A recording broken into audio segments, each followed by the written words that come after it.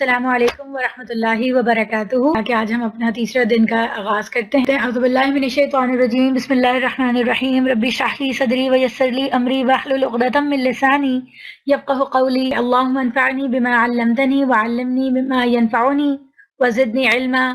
अल्लाह मुझे मेरे इल्म ऐसा इल्म दे जो मेरे लिए नफ़ा बख्श हो, और ओ अल्लाह make what you teach me beneficial. जो कुछ मैंने इल्म हासिल किया उसको मेरे लिए नफ़ा बख्श बना दे, और मुझे वो इल्म दे जो मेरे लिए नफ़ा बख्श हो, और मेरे इल्म में इजाफा फरमा। आमीन सुम्मा आमीन। और अल्लाह रब्बुल आलमीन इस कुरान को मेरे दिल की ठंडक, इसको मेरे दिल की रोशनी बना दे, और सुबह शाम मुझे इसकी तिलावत करने वाला और इससे हिदायत लेने वाला और इसके ऊपर अमल करने वाला बना दे। आमीन। और इसको मेरे लिए दुनिया में हिदायत और मेरे कब्र का नूर और आखिरत में तेरी रज़ा और जन्नत का हुसूल का जरिया बना दे। आमीन सुम्मा आमीन। तो आज हम स्टार्ट करेंगे इंशाल्लाह आयत नंबर 190 से। शुरू अल्लाह के नाम से जो बड़ा मेहरबान और निहायत रहम करने वाला है। और तुम अल्लाह की राह में उन लोगों से लड़ो जो तुमसे लड़ते हैं, मगर ज्यादती न करो कि अल्लाह ज्यादती करने वालों को पसंद नहीं करता। उनसे लड़ो जहां भी तुम्हारा उनसे मुकाबला पेश आए, और उन्हें निकालो जहां से उन्होंने तुमको निकाला है, इसलिए कि कत्ल अगरचा बुरा है मगर फितना उससे भी ज्यादा बुरा है। और मस्जिद हराम के करीब जब तक वो तुमसे न लड़े तुम भी न लड़ो, मगर जब वो वहां लड़ने से न चूकें तो तुम भी बेतकल्लुफ उन्हें मारो, कि ऐसे काफिरों की यही सजा है। फिर अगर वो बाज आ जाएं तो जान लो कि अल्लाह माफ करने वाला और रहम फरमाने वाला है। जैसे कि मैंने आपके सामने तज़किरा किया था, इसको हम फिर रिवाइव करते हैं कि ये एक तीसरा मजमून है जो कि सूरह बकरा में शुरू हुआ है, जिसका तज़किरा स्टार्ट हो गया था लास्ट क्लास में।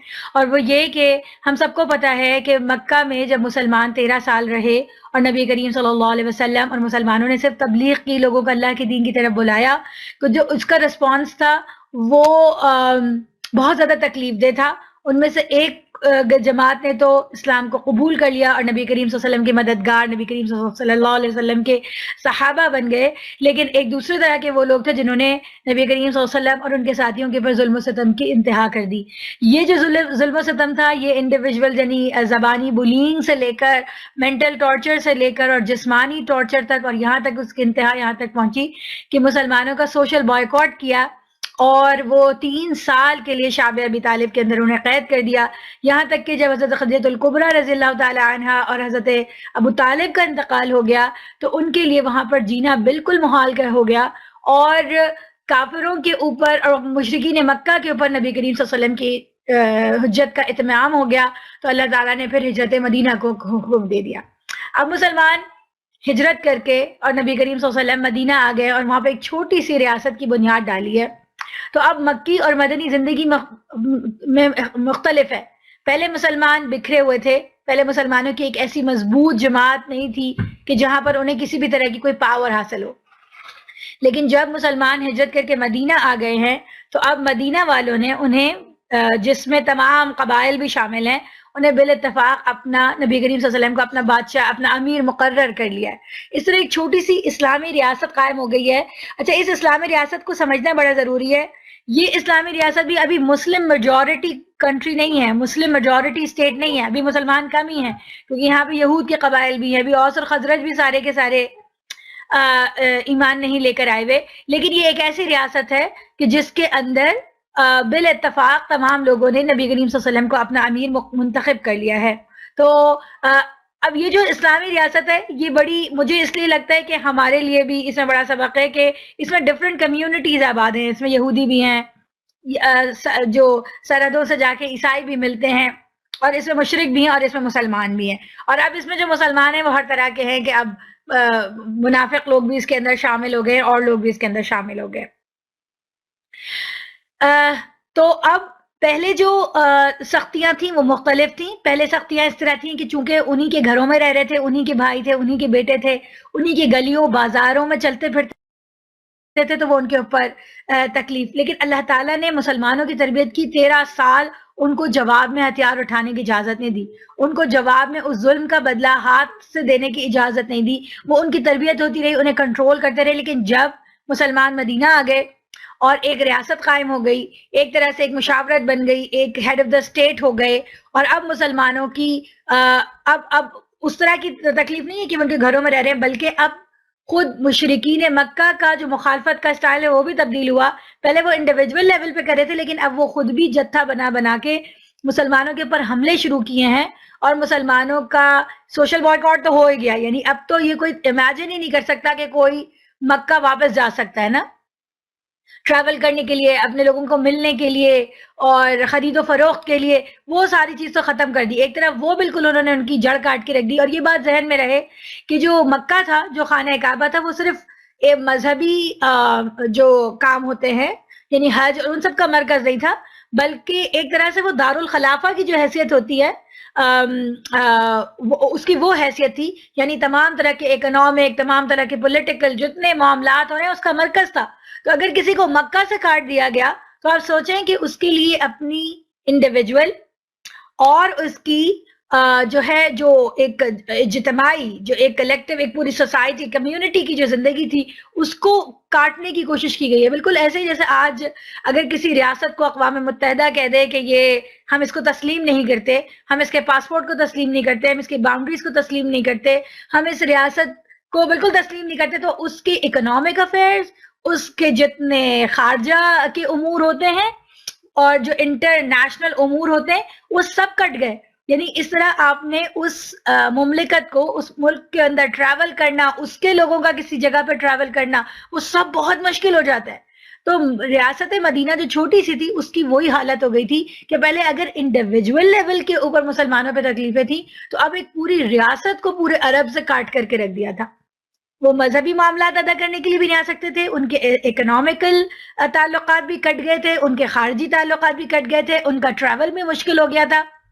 یہ بالکل ایسا ہی ہے کہ جیسے آپ کو یاد ہے کہ جب انڈیا پاکستان بنا تو پورے خاندان کٹ گئے, اور اگر بیٹی بیاہ کر ادھر آ گئی تو وہ ادھر نہیں جا سکتی تھی, اور بہت تکلیف میں لوگوں نے زندگی گزاری. لیکن جو ریاست مدینہ ہی اس سے کئی زیادہ تکلیف تھی کہ صرف اس طرح سے نہیں کاٹا تھا, بلکہ اب وہ حملے کرنے لگے. یہ لوگ کہیں ٹریول کریں تو ان کے اوپر حملے ہو رہے ہیں, اور باقاعدہ پھر کچھ عرصے کے بعد غزوہ بدر ہو گیا کہ انہوں نے باقاعدہ اتنا 1000 لوگوں کا لشکر جمع کر کے مسلمانوں کے اوپر حملہ کیا. تو اب جو ہے ایک نئے دور میں مسلمان داخل ہوئے, آزمائش کے اور امتحان کے ایک نئے دور میں داخل ہوئے. تو اب اللہ تعالیٰ نے اس منظم جماعت کو, جس کا ایک امیر ہے اور جس نے 13 سال اپنے نفس کو, جبکہ وہ لڑنے کی پوری قوت رکھتا تھا, آپ سوچیں ان کے پاس حضرت حمزہ رضی اللہ تعالیٰ عنہ تھے, اور ان کے پاس جو ہے وہ حضرت عمر فاروق رضی اللہ تعالیٰ عنہ تھے. یہ اتنے زبردست ان کے صحابہ کرام تھے, تو کیا وہ اس وقت تلوار نہیں اٹھا سکتے تھے؟ لیکن اس وقت اللہ تعالیٰ نے ان کی یہ آزمائشی کہ ان کو منع کیا کہ آپ نے نہیں اٹھانا. لیکن اب ریاست مدینہ میں مسلمانوں کو جو ہے قتال فی سبیل اللہ کا حکم ملتا ہے, تو ایک نئی آزمائش اور ایک نئی ایرا کے اندر داخل ہو رہے ہیں. یہ بالکل ایسے ہی جیسے ہم نے تحویل قبلہ کے موقع پر پڑھا تھا کہ جب وہ قبلہ ان کے سامنے تھا تو ان کی اہل مکہ کی, یہ مکہ کے مسلمانوں کی آزمائش یہ تھی کہ وہ اپنے محبوب قبلے کو چھوڑ کر اور وہ بیت المقدس کی طرف سجدہ کرتے رہے. جب ان کی تربیہ ہو گئی تو پھر اللہ تعالیٰ نے انہیں خانہ کعبہ کی طرف موڑ دیا. تو اللہ تعالیٰ پہلے تربیہ کرتے ہیں اور اس کے بعد جو ہے وہ نیکسٹ اسٹیپ کی طرف لے کے جاتے ہیں. تو اب جو ہے وہ قتال اور جہاد فی سبیل اللہ یعنی قتال فی سبیل اللہ کے مضامین آئیں گے, اور وہ آپ ذہن میں رکھیے گا وہ سارے حالات جو میں نے آپ کو بتائے. کیپنگ ان مائنڈ, اب آیات کو پڑھتے ہیں, اور تم اللہ کی راہ میں ان لوگوں سے لڑو جو تم سے لڑتے ہیں, کیونکہ وہ مسلمانوں پہ حملے کر رہے ہیں جتھے بنا بنا کے, مگر زیادتی نہ کرو. اللہ زیادتی کرنے والوں کو پسند نہیں کرتا, یعنی اتنا ہی ہونا چاہیے بدلہ جتنا کہ انہوں نے کیا ہے. تو زیادتی نہ کرو. اس میں بہت امپورٹنٹ احکامات ہیں مسلمانوں کے. یعنی دنیا میں لوگ کہتے ہیں کہ مسلمانوں نے تلوار کے ساتھ لڑا, اور یہ وہ آج کل تو بہت ہی زیادہ پروپیگنڈا ہے. لیکن آپ کو پتہ ہے کہ جو مسلمانوں کے قوانین جنگ ہیں جو اس قرآن کے ہیں, وہ 1400 سال پہلے اللہ تعالیٰ نے اتنے پرفیکٹ بنائے, جبکہ جو انسانی حقوق کا چارٹر اور جو آج انٹرنیشنل یہ وار کے لاز ہیں, یہ بالکل ابھی کے بنے ہوئے, ان کو 1 صدی بھی سے بھی زیادہ نہیں ہوا, اور ان کے اوپر عمل درآمد اب بالکل جو ہے وہ بھی کمپلیٹلی نہیں ہو رہا. آپ دیکھ رہے ہیں کہ لوگ کیمیکل ویپن استعمال کر رہے ہیں, آپ دیکھ رہے ہیں کہ لوگ جو ہیں وہ ایسے کیا کہنا چاہیے مدر بامز کی اصطلاح ہے وہ استعمال کر رہے ہیں. آج کے زمانے میں لوگ کارپٹ بامبنگ کی ٹرمینالوجی ہوئی, آج کے زمانے میں ویڈیو گیم جس طرح لوگ کھیلتے ہیں اس طرح سے بامبنگ ہو رہی ہے. آج کے زمانے میں World War I اور World War II ہوئی, جس کے اندر لاکھوں لوگ مر گئے, اور جو کچھ اسی طرح جو ریپ وکٹمز جو بوسنیا چیچنیا میں جو کچھ ہوا، جو کشمیر میں ہوا، جو کچھ، تو جس طرح عورتوں کے ساتھ ریپ ہوا ہے، جس طرح چھوٹی چھوٹی بچیوں کا ریپ ہوا ہے، یعنی اجتماعی زیادتی کی جو اجتماعی جنسی زیادتی کی جو اللہ معاف کرے جو وار کرائم ہے، یہ تو یہ سارے پس منظر کو ذہن میں رکھے وہ پروپیگنڈا دیکھیں جو مسلمانوں کے خلاف ہو رہا ہے، اور قرآن کی وہ آیات دیکھیں کہ جس کو اس جو آج ماڈرن ٹائم، اور ماڈرن ٹائم سے لے کے جو پوری ورلڈ ہسٹری آف وار ہے، اور اس میں ساری وارز آتی ہیں، ساری قوموں کی وارز آتی ہیں، ان کی آپ ہسٹری کو پڑھیں، ان کی اعداد و شمار کو، ڈیٹا کو جمع کریں، ان کی نیوز کو پڑھیں کہ انہوں نے کیا کیا کیا ہے اور کس کس طرح سے چیزوں کو، اور پھر قرآن کی آیات پڑھیں تو آپ دیکھیں کہ ان کو بروٹل کہا جاتا ہے، لیکن یہ بروٹل نہیں ہے، جو کچھ انسانوں نے کیا ہے آج ماڈرن ورلڈ میں وہ کتنا بروٹل ہے۔ تو یہاں پر اللہ تعالیٰ کہہ رہے ہیں جو تم سے لڑے تم اس سے لڑو، یعنی اگر کوئی تمہارے ملک پر حملہ کرے تو تم فریڈم فائٹر ہوگے نا، اس کے جواب میں لڑائی کرو گے نا، اور ہمیشہ دنیا میں فریڈم فائٹرز کو بہت اہمیت دی، ان کے اوپر ناولز لکھے گئے، for whom the bells ring, یہ ایک for whom the bells toll بہت مشہور ناول ہے، یہ بھی فریڈم فائٹنگ کے اوپر ہے، دنیا میں فریڈم فائٹنگ کی بڑی اہمیت ہے۔ تو اللہ تعالیٰ نے فرمایا کہ جس طرح وہ تم سے لڑتے تم ان سے لڑو مگر زیادتی نہ کرو۔ تو ابھی آگے آپ لاز پڑھتے جائیں گے کہ اللہ تعالیٰ نے کس طرح سے جنگ کے لاز بنائے کہ اور مقاتل اور غیر مقاتل کے جو تمہارے آگے تلوار نہ اٹھائے اس کو تم نہیں مارو، اس میں کمزور، اس میں بیمار، اس میں عورتیں، اس میں بچے، یہاں تک کہ وہ مرد بھی جو کہ تلوار نہیں اٹھا رہا وہ بھی غیر مقاتل ہے، اس کے اوپر تم تلوار نہیں اٹھاؤ، کوئی اسلام لے آئے اس کو نہیں مارو، تم لاشوں کا مسئلہ نہیں کرو، تم عورتوں کا ریپ نہیں کرو، تم درختوں کو نہیں کاٹو۔ اتنے سارے لاز ہیں جو کہ اسلام کے قوانین جنگ میں ہیں، اور اگر ہم مسلمانوں کی ہسٹری پڑھتے ہیں تو ہمیں پتہ لگتا ہے کہ مسلمانوں نے جہاں جہاں وار کی، تو جہاں جہاں بیٹل ہوئی وہاں پہ ان چیزوں کا کس قدر مسلمانوں نے خیال رکھا۔ تو یہ جو ہے نا کہ زیادتی نہ کرو، یہ صرف ایک ہیڈنگ ہے ان ساری چیزوں کی جو اللہ تعالیٰ نے منع کیا ہے کہ جب مسلمان جنگ کریں تو مسلمانوں کی جنگ میں وہ ساری چیزیں نہیں ہونی چاہیے۔ یہ جس طرح ہم قرآن کو پڑھتے جائیں گے تو وہ آیتیں ہمارے سامنے آتی جائیں گی۔ تو یہ والی آیات پڑھ کے بعض لوگوں کا جو ہے وہ کان گرم ہونے شروع ہو جاتے ہیں، خون ابلنے لگتا ہے کہ بھائی یہ آیات کیوں ہیں، قرآن میں تو بس پیس کی آیات ہونی چاہیے، لیکن یہ سارے سیناریو کو ذہن میں رکھیں تو پھر سمجھ میں آتا ہے کہ یہ آیات کیوں ہیں، اور اللہ تعالیٰ جو ہے وہ کمپلیٹ ضابطہ حیات پیش کرتے ہیں مسلمانوں کے لیے، ہر طرح کی سچویشن کے لیے ہدایات دیتے ہیں، اس میں ہر طرح کی ہدایات آتی ہے۔ ان سے لڑو جہاں بھی تمہارا ان سے مقابلہ پیش آئے، اور انہیں نکالو جہاں سے انہوں نے تم کو نکالا ہے، اس لیے کہ قتل اگرچہ برا ہے مگر فتنہ اس سے بھی زیادہ برا ہے، کہ وہ فتنہ جو وہ پھیلا رہے ہیں کہ مسلمانوں کو، جو کہ میں نے آپ کو سامنے ابھی پکچر کھینچی ہے کہ ان کا بائیکاٹ کیا ہے، ان کو ملنے سے روکا ہے، ان کے خلاف جھوٹا پروپیگنڈا کر رہے ہیں، ان کی عزتوں کو خراب کر رہے ہیں، ان کے ساتھ ہر طرح کی برائیاں کر رہے ہیں، تو وہ بھی تو فتنہ ہے۔ اور مسجد حرام کے قریب جب تک وہ تم سے نہ لڑیں تم بھی نہ لڑو۔ اب ایک نئے پرابلم شروع ہو رہے ہیں کہ مسجد حرام تو مسجد حرام ہے، اور وہاں تو ایک جانور کو مارنا کی بھی اجازت نہیں ہے۔ تو اب اگر اس طرح کا واقعہ ہے تو اب آپ مسلمان کیا کریں گے؟ یہ وہ ہیں جو اپنے آپ کو اللہ تعالیٰ کا ماننے والا کہتے ہیں اور مسجد حرام کو جو ہے وہ اللہ کا گھر کہتے ہیں۔ اب دیکھتے ہیں یہ لوگ کیا کرتے ہیں نا، تو کافروں نے ان کو پروپیگنڈے کے عزت پہ رکھا، تو اللہ تعالیٰ نے سیدھا سیدھا کلیہ بتایا کہ جب تک وہ تم سے نہ لڑے وہاں پہ تم بھی نہ لڑو، لیکن جب وہ وہاں سے لڑنے سے نہ چوکے تو تم بھی بے تکلف انہیں مارو۔ تو فتح مکہ کے موقع پر یہ ہوا کہ خانہ کعبہ کے جو طرف جانے والے راستے ہیں ان تک کے اندر لڑائی ہوئی ہے۔ انہوں نے کہا یہ کیسے لوگ ہیں جو کہ خانہ کعبہ کے پاس لڑیں، لیکن مسئلہ یہ ہے کہ جب اللہ تعالیٰ نے فرمایا جب وہ تم پر تلوار اٹھا رہے ہیں تو پھر تمہیں بھی تلوار اٹھانی ہے، مگر جب وہ وہاں لڑنے سے نہ چکے ہیں تو تم بھی بے تکلف انہیں مارو، کہ ایسے کافروں کی یہی سزا ہے۔ پھر اگر وہ باز آ جائے تو جان لو کہ اللہ معاف کرنے والا اور رحم فرمانے والا ہے۔ تم ان سے لڑتے رہو یہاں تک کہ فتنہ باقی نہ رہے اور دین اللہ کے لیے ہو جائے، پھر اگر وہ باز آ جائیں تو سمجھ لو کہ ظالموں کے سوا اور کسی پر دست درازی روا نہیں۔ اس کا مطلب کیا ہے کہ فتنہ باقی نہ رہے، اس کا مطلب یہ نہیں ہے کہ وہ سب مسلمان ہو جائیں، یہ اللہ تعالیٰ نے نہیں کہا کہ اس وقت تک لڑو جب تک سب مسلمان نہیں ہو جائیں۔ یہ بہت امپورٹنٹ بات ہے، کیونکہ آج خود ویسٹ میں ہمارے بارے میں جو باتیں پھیلی ہیں، اور یہ شاید یہ پارٹ آف دوز آیاز ہیں جو کہ یہاں پہ بہت زیادہ پھیلی ہوئی ہیں، اور جو اسلام کے بارے میں مس انڈرسٹینڈنگ ہے، وہ یہ کہتے ہیں کہ ان کے قرآن میں لکھا ہے کہ ان کافروں سے لڑتے رہو اور جب تک یہ سب مسلمان نہیں ہو جائیں یا جب تک سب کو قتل کر دو، لیکن ایسا نہیں ہے۔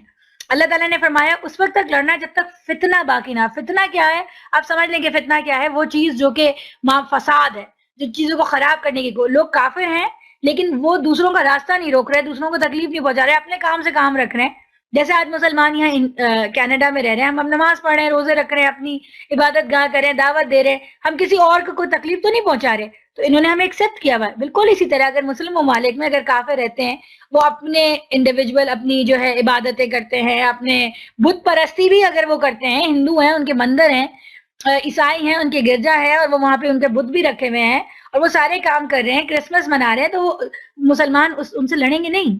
لڑائی اس وقت تک ہے جب تک وہ آپ کے خلاف اٹھتے ہیں، کھلی یا چھپی سازشیں کرتے ہیں اور مسئلوں کو خراب کرنے کی کوشش کرتی ہیں اسٹیٹ کے وہ. تو یہ جو ہے نا لا اینڈ آرڈر کی سچویشن جب کریٹ ہوتی ہے، تو بالکل اسی طرح جیسے یہاں پہ لا اینڈ آرڈر کی سچویشن جب کریٹ ہوگی تو پھر پولیس اٹھ کے کھڑی ہوگی نا، حکومت عمل میں آ جائے گی. تو بالکل اسی طرح اگر لا اینڈ آرڈر کی سچویشن کریٹ ہوتی ہے تو پھر آپ اٹھ کے ان کے خلاف لڑیں گے. لیکن اگر لا اینڈ آرڈر کی سچویشن کریٹ نہیں ہوتی تو اگر کوئی کافر ہے، اگر کوئی بت پرستی کر رہا ہے، کوئی کرسمس منائے چاہے دیوالی منائے، ہم ان کو نہیں روکیں گے. دس از ویری امپورٹنٹ. ماہ حرام کا بدلہ ماہ حرام ہی ہے اور تمام حرمتوں کا لحاظ برابری کے ساتھ ہوگا.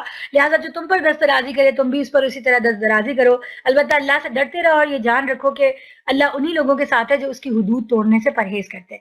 بالکل اسی طرح جس طرح خانہ کعبہ کی حدود میں، حرم کی حدود میں لڑنے کا مسئلہ تھا، اب یہ تھا کہ ماہ حرام کا کیا کرے. آپ کو پتہ ہے کہ اللہ تعالیٰ نے 4 مہینے ان کے اوپر حرام کیے ہوئے تھے جس میں یہ لوگ لڑتے نہیں تھے. 3 مہینے جو ہے وہ حج کے تھے اور 1 مہینہ جو ہے وہ عمرہ کا تھا، اس میں لڑتے نہیں تھے.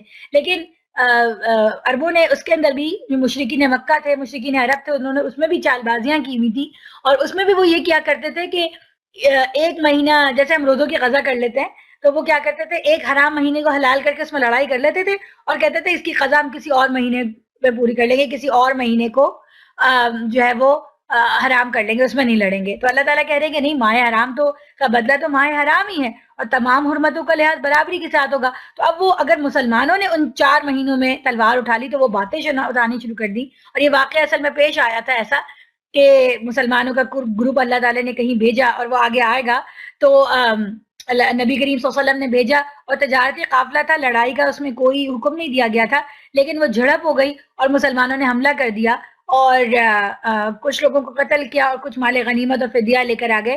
تو اس کے بارے میں پھر انہوں نے کہا یہ کیسے مسلمان ہیں جو کہ ماہ حرام میں لڑتے ہیں.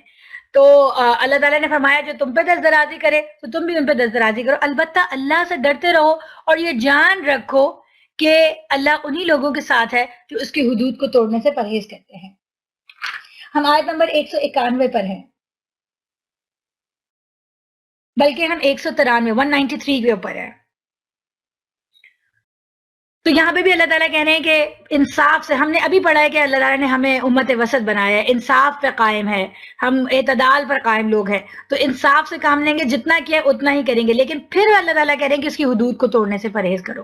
یعنی کہ اب اس میں بہت سارے واقعات آتے ہیں کہ اگر انہوں نے تلوار نہیں اٹھائی تو تم نے کیوں اٹھایا. تو اسی میں یہ واقعہ ہے کہ یہ جو واقعہ ہوا کہ مسلمانوں نے تلوار اٹھائی، جھڑپ لے لی، تو جب واپس آئے تو اللہ تعالیٰ نبی کریم صلی اللہ علیہ وسلم نے، اللہ تعالیٰ نے جواب دیا کہ بھائی جب تم نے تلوار اٹھائی تو انہوں نے بھی، لیکن نبی کریم صلی اللہ علیہ وسلم نے ان کو کہا کہ میں نے آپ کو لڑنے کا حکم نہیں دیا تھا، اور اسی لیے نبی صلی اللہ علیہ وسلم نے نہ ان سے وہ مال غنیمت لیا اور نہ ہی ان سے وہ ساری چیزوں کو ایکسیپٹ کیا. تو ان کو بھی تنبیہ کی کہ یہ صحیح طریقہ نہیں تھا، لیکن ان سے بھی کہا کہ جب آپ نے تلوار اٹھائی تو جب آپ تلوار اٹھائیں گے تو یہ بھی جواب میں تلوار اٹھائیں گے. اب آگے ایک اور بہت امپورٹنٹ آیت آ گئی، اللہ کی راہ میں خرچ کرو اور اپنے ہاتھوں اپنے آپ کو ہلاکت میں نہ ڈالو، احسان کا طریقہ اختیار کرو، اللہ محسنوں کو پسند کرتا ہے. تو اب دیکھیں اللہ کی راہ میں خرچ کرنے کا ذکر ہے. تو ویسے تو اللہ کی راہ میں خرچ کرنا ایک اوپن ہے، یعنی اللہ کی راہ میں اگر ہم اپنے کسی غریب مسکین کی مدد کرتے ہیں وہ بھی اللہ کی راہ کا خرچ ہے، کسی درخت لگانے کے لیے، کسی معاشرے کی فلاح و بہبود کے لیے خرچ کرتے ہیں وہ بھی اللہ کی راہ میں خرچ کرنا ہے. یہ سب اللہ کی راہ، زکوٰۃ دیتے ہیں وہ بھی اللہ کی راہ میں خرچ کرنا ہے. لیکن ان آیات میں کا جو کانٹیکسٹ ہے اس میں اگر آپ دیکھیں تو یہ جو نئی ریاست مدینہ قائم ہوئی ہے اس کو بہت سارے اکنامک مسائل ہیں نا.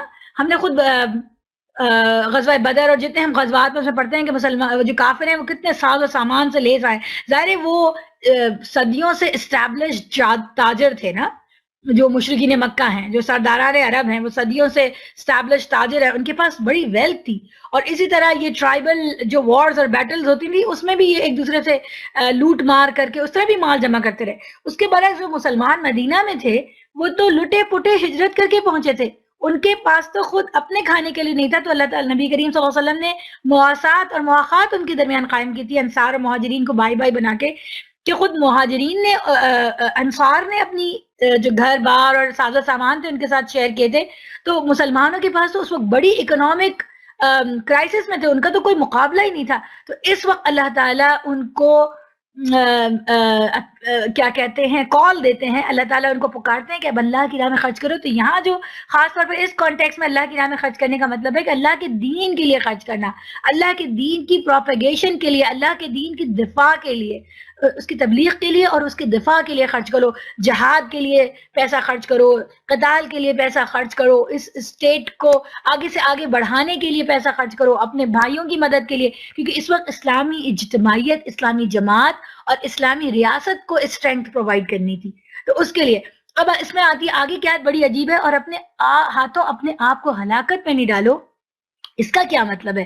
یہ 3 حصے ہیں اور یہ آیت بڑی عجیب ہے. اللہ کی راہ میں خرچ کرو، پہلی بات تو ایک اوپن ہے کہ اللہ کی راہ میں خرچ کرو. پھر کہا کہ اپنے آپ کو ہلاکت میں نہیں ڈالو. پھر کہا کہ احسان کے طریقہ اختیار کو اللہ محسنوں کو پسند کرتا ہے. اپنے آپ کو ہلاکت میں نہیں ڈالو، اس کا ایک مطلب تو یہ ہے کہ اگر آپ خرچ نہیں کریں گے، اگر آپ اللہ کی راہ میں خرچ نہیں کریں گے، اپنے بھائیوں کی مدد کے لیے، صدقہ و خیرات کے لیے اور اس دین کی تبلیغ کے لیے یا اس دین کو ڈیفینڈ کرنے کے لیے نہیں خرچ کریں گے، تو آپ اپنے آپ کو ہلاکت میں ڈال رہے ہیں نا.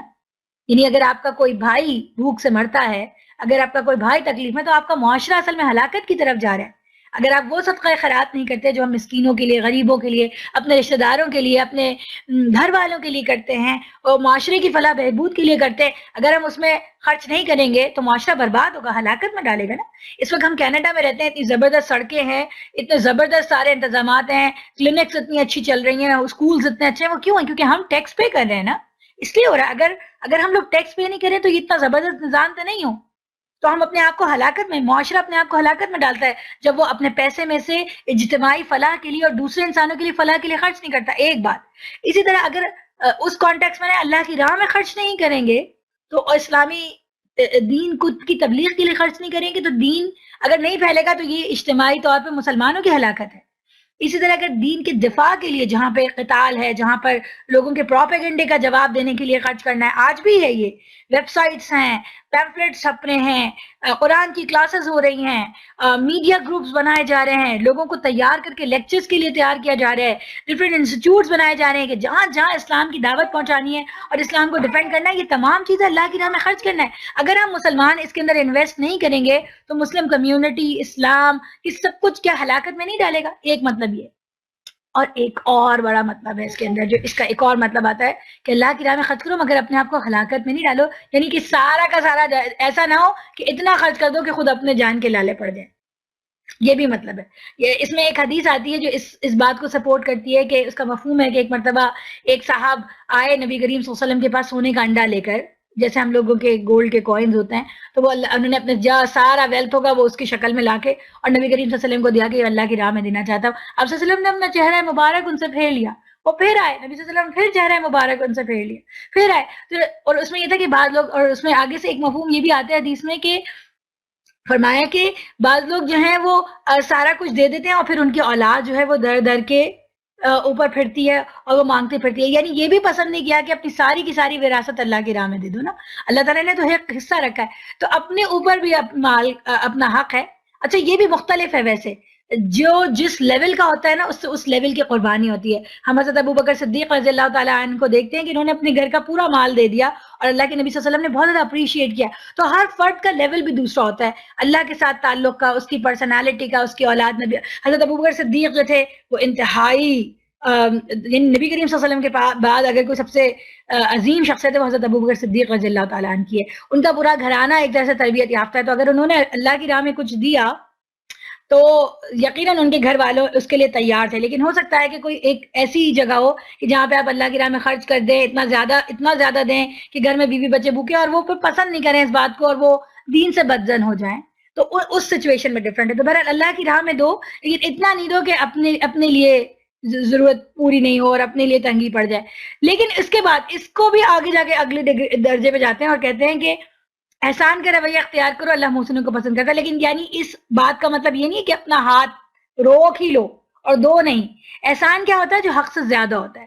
فرض اور واجب وہ ہوتا ہے جو اتنا دیا جاتا ہے جتنی ضرورت ہے، اور احسان وہ ہوتا ہے جو بڑھ چڑھ کے کیا جاتا ہے، جو حق سے زیادہ ہوتا ہے.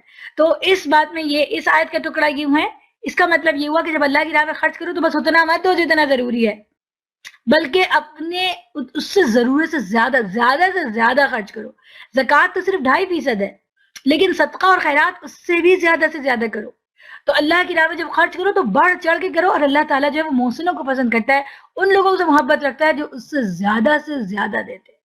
تو اس ساروں کا مطلب یہ نکلا کہ اپنے لیے بس مقدور بھر اتنا جمع کر رکھو جتنا تمہیں ضرورت ہے زندگی گزارنے کے لیے، جو بس ضروری چیزیں بس وہ رکھو، باقی جتنا زائد ہے وہ اللہ کی راہ میں بڑھ چڑھ کر خرچ کرو. ہمارا ذرا مختلف ہے، ہم چاہتے ہیں کہ بیگ تو ہمارا برانڈڈ ہو، سوٹ تو ہمارا برانڈڈ ہو، مگر جب اللہ کی راہ میں دیں تو $5 دے دیں. یہ صحیح نہیں ہے. اتنا وہ والا اچھا بیگ لے لیں جتنی ضرورت ہے، لیکن اللہ کی راہ میں دیں تو ہم ذرا زیادہ دیں. تو یہ ہمیں اپنے بار بار اپنے دل کو ٹٹولنا ہے. اللہ محسنوں کو پسند کرتا ہے. ہر اعمال میں فرض چیزیں کم ہیں، لیکن اللہ کو جو پسند ہے وہ احسان پسند ہے، تو زیادہ کرو. اللہ کی خوشنودی کے لیے اب حج اور عمرے کے واقعات آتے ہیں اس کے اندر. اللہ کی خوشنودی کے لیے جب حج اور عمرے کی نیت کرو تو اسے پورا کرو، اور اگر کہیں گھر جاؤ تو جو قربانی میسر آئے اللہ کی جناب میں پیش کرو، اور اپنے سر نہ مونڈو جب تک کہ قربانی اپنی جگہ تک نہ پہنچ جائے. مگر جو شخص مریض ہو یا جس کے سر میں کوئی تکلیف ہو اور اس بنا پر اپنا سر منڈوا لے تو اسے چاہیے کہ فدیے کے طور پر روزے رکھے یا صدقہ دے یا قربانی کرے. پھر اگر تمہیں امن نصیب ہو جائے اور تم حج سے پہلے مکے پہنچ جاؤ تو جو شخص تم میں سے حج کا زمانہ آنے تک عمرے کا فائدہ اٹھائے وہ حسب مقدور قربانی دے، اور اگر قربانی میسر نہ ہو تو 3 روزے حج کے زمانے میں اور 7 گھر پہنچ کر اس طرح پورے 10 روزے رکھ لے. یہ رعایت ان لوگوں کے لیے ہے جن کے گھر مسجد حرام کے قریب نہ ہوں. اللہ کے ان احکامات کی خلاف ورزی سے بچو اور خوب جان لو کہ اللہ سخت سزا دینے والا ہے. یہ تھوڑے سے ذیلی مسائل ہیں جن کا ذکر آ رہا ہے، ہم ان کے اوپر سے گزر جائیں گے کیونکہ اس میں جس کو جس طرح کی سچویشن پیش آتی ہے وہ اس میں سے لے سکتا ہے. حج کے مہینے سب کو معلوم ہے. جو شخص ان مقرر مہینوں میں حج کی نیت کرے اسے خبردار رہنا چاہیے کہ حج کے دوران میں اس سے کوئی شہوانی فعل، کوئی بدعملی، کوئی لڑائی جھگڑے کی بات سرزد نہ ہو. اور آج کے حج کا جو سب سے بڑا امتحان ہے وہ یہی ہے، کیونکہ تکلیفیں تو اب اتنی نہیں رہی، ہر چیزیں اتنی آسان بنا دی گئی ہیں، لیکن جن چیزوں کا حج پہ جاتے ہوئے ہمیں آج خیال رکھنا ہے وہ یہ ہے کہ ہم سے کوئی بدعملی نہ ہو جائے، لڑائی جھگڑا یہ سب نہ ہو. کیونکہ جو گروپس وہاں حج پہ جاتے ہیں وہ سب سے زیادہ مسئلہ یہ ہوتا ہے کہ وہ ایک دوسرے کے ساتھ جو معاملات ہیں تو اللہ تعالیٰ اس کو منع کر رہے ہیں. اور جو نیک کام تم کرو گے وہ اللہ کے علم میں ہوگا. سفر حج کے لیے زاد راہ ساتھ لے جاؤ، اور سب سے بہتر زاد راہ پرہیزگاری ہے. بس اے ہوش مندو میری نافرمانی سے پرہیز کرو. اور اگر حج کے ساتھ ساتھ تم اپنے رب کا فضل بھی تلاش کرتے جاؤ تو اس میں کوئی مذائقہ نہیں. 2 باتیں ہیں کہ جب حج کے لیے نکلیں گے تو ظاہر سامان تو ساتھ لیں گے، سامان سفر، کچھ رقم بھی ساتھ رکھیں گے، کچھ کھانے پینے کا سامان، کوئی ایسی چیزیں بھی ساتھ رکھیں گے. تو جو اس زمانے میں نبی کریم صلی اللہ علیہ وسلم کے زمانے میں جو مشرک لوگ تھے، جو عرب کے لوگ تھے، وہ اس بات کو برا سمجھتے تھے کہ جب حج کی سفر کے لیے نکلیں تو کچھ سامان لیں. تو وہ سوچتے تھے جتنا بدحالی کے ساتھ نکلے گا انسان وہ اتنا اچھا ہوگا. تو اللہ تعالیٰ فرما رہے ہیں کہ اس میں کوئی مذائقہ نہیں ہے کہ سامان سفر ساتھ لیا جائے، لیکن جو بہترین زاد راہ ہے وہ تقوی ہے. یعنی دیکھیں یہ جو ہم اعتدال کو پڑھتے چلے آ رہے ہیں وہ کتنا زبردست ہے. یعنی ایک طرف خواہ مخواہ کی فقیری اختیار کرنا، خواہ مخواہ کی ریاکارانہ فقیرانہ پن کہ آپ کے پاس ہے لیکن خواہ مخواہ میں آپ جو ہے وہ فقیرانہ طریقے سے نکل رہے ہیں. آپ کے پاس اچھے خاصے پیسے ہیں لیکن آپ ٹوٹی ہوئی چپل ہے، آپ نے کیش بھی نہیں لیا اور وہاں لوگوں سے مانگتے پھر رہے. یہ بھی اللہ تعالیٰ کو پسند نہیں ہے. یہ ایک انتہا ہے. تو اللہ تعالیٰ کہنے زاد راہ ساتھ لیجیے. ساتھ نکلنے کا جو توشہ ہے، جو سامان چاہیے وہ آپ ساتھ لے کر نکلیے. لیکن دوسری طرف تقوی یاد رکھو، یعنی خرچ کے معاملے میں بھی آپ نے خیال رکھنا ہے کہ وہ پھر اسراف نہیں ہو، اس میں ریاکاری نہیں ہو. تو ایک طرف تو آپ نے زیادہ راہ ساتھ نہیں لیا اور ایک طرف آپ کا حال یہ ہے کہ بھائی وہ تو 80 کیا کہنا چاہیے کہ 80 کورس کا کیوزین ہے اور 10 کورس کا کیوزین ہے اور ہر جگہ اے سی والے خیمے لگے ہیں اور آپ لاکھوں روپے کے ہوٹل میں آپ ٹھہر رہے ہیں. یعنی اس کے بیچ میں یعنی اسراف، نمود و نمائش، ریاکاری، اور اپنے ہوٹل کی پکچر لگا کے بھیج رہے ہیں، سیلفی لگا کے بھیج رہے ہیں. تو یہ دونوں جو رویے ہیں ان کے بین طریقہ اختیار کو، یعنی خرچ کرنا اپنے اوپر غلط نہیں ہے لیکن تقوی میں نے جیسے ہم کو پہلے ہم نے پڑھا کہ تقوی یہ ہے کہ اللہ کی حدود کا خیال. اللہ تعالیٰ کو یہ بات پسند آئے گی. اور دوسری بات یہ کام میں اللہ کے لیے کر رہا ہوں کہ لوگوں کو دکھانے کے لیے کر رہا ہوں. تو یہ دو جو بین اسی طرح اللہ حج کے ساتھ ساتھ اپنا رب کا فضل، یعنی آپ کو پتا ہے کہ پہلے زمانے میں، اب تو ہم 12 دن کے 15 دن کے پیکج کے اوپر جاتے ہیں، زیادہ میکسیمم 40 دن کے لیے پیکج پہ جاتے ہیں اور ہم صبح نکلتے ہیں اور شام میں پہنچ جاتے ہیں. لیکن پہلے زمانے میں لوگ مہینوں اور کبھی کبھار سالوں کا سفر کر کے حج پر پہنچتے تھے. تو بعض لوگ ایسا کرتے تھے کہ کہتے تھے کہ جب ہم جا ہی رہے ہیں مختلف ملکوں سے گزریں گے پھر خود مکہ پہنچیں گے تو وہ بھی ایک اکنامک سینٹر تھا، تو وہ ساتھ میں تجارت کا سامان بھی لیتے تھے، خرید و فروخت بھی کرتے ہوئے جاتے تھے. تو یہ خیال تھا کہ یہ کیا، یہ تو اللہ کے لیے حج کی نیت باندھی تھی اور یہ راستے میں دنیا کا کام بھی کرتے چلے جا رہے ہیں. تو اللہ تعالیٰ اس کو اللہ تعالیٰ کہہ رہے ہیں اس میں کوئی بری بات نہیں ہے اگر آپ ایسا کر رہے ہیں کہ ساتھ میں اللہ کا فضل. تو آپ دیکھیں کہ دنیا کے وہ چیزیں جو انسان کے انڈیویجول کو اور انسان کی جو اجتماعی چیزوں کو برباد نہیں کرتی، کرپٹ نہیں کرتی، اللہ تعالیٰ اس کی اجازت دیتے ہیں. کہ دنیا کا ساز و سامان، اپنے کھانا پینا، اپنے ارننگ کرنا، یہ سب کچھ غلط نہیں ہے جب تک کہ وہ ان حدود کو نہ توڑے جو اللہ نے منع کیے، یعنی کہ ریاکاری یا کہ غلط طریقے سے کسی کام کو کرنا، شو مارنا، اسراف کرنا، نمود و نمائش کرنا، یہ سب چیزیں نہیں ہو تو جو زندگی کے گزارنے کے سارے طریقے ان کو اللہ تعالیٰ نے منع نہیں کیا بلکہ وہ کرنے میں کوئی حرج نہیں. پھر فرمایا کہ جب عرفات سے چلو تو مشعر حرام یعنی مزدلفہ کے پاس ٹھہر کر اللہ کو یاد کرو اور اس طرح یاد کرو جس کی ہدایت اس نے تمہیں کی ہے، ورنہ اس سے پہلے تو تم لوگ بھٹکے ہوئے تھے. پھر جہاں سے اور سب لوگ پلٹے ہیں وہیں پلٹتے ہیں، وہیں سے تم بھی پلٹو اور اللہ سے معافی چاہو، یقیناً وہ معاف کرنے والا اور رحم فرمانے والا ہے. پھر جب اپنے حج کے ارکان ادا کر چکو تو جس طرح اپنے پہلے آباء و اجداد کا ذکر کرتے تھے اس طرح اب اللہ کا ذکر کرو، بلکہ اس سے بھی بڑھ کر.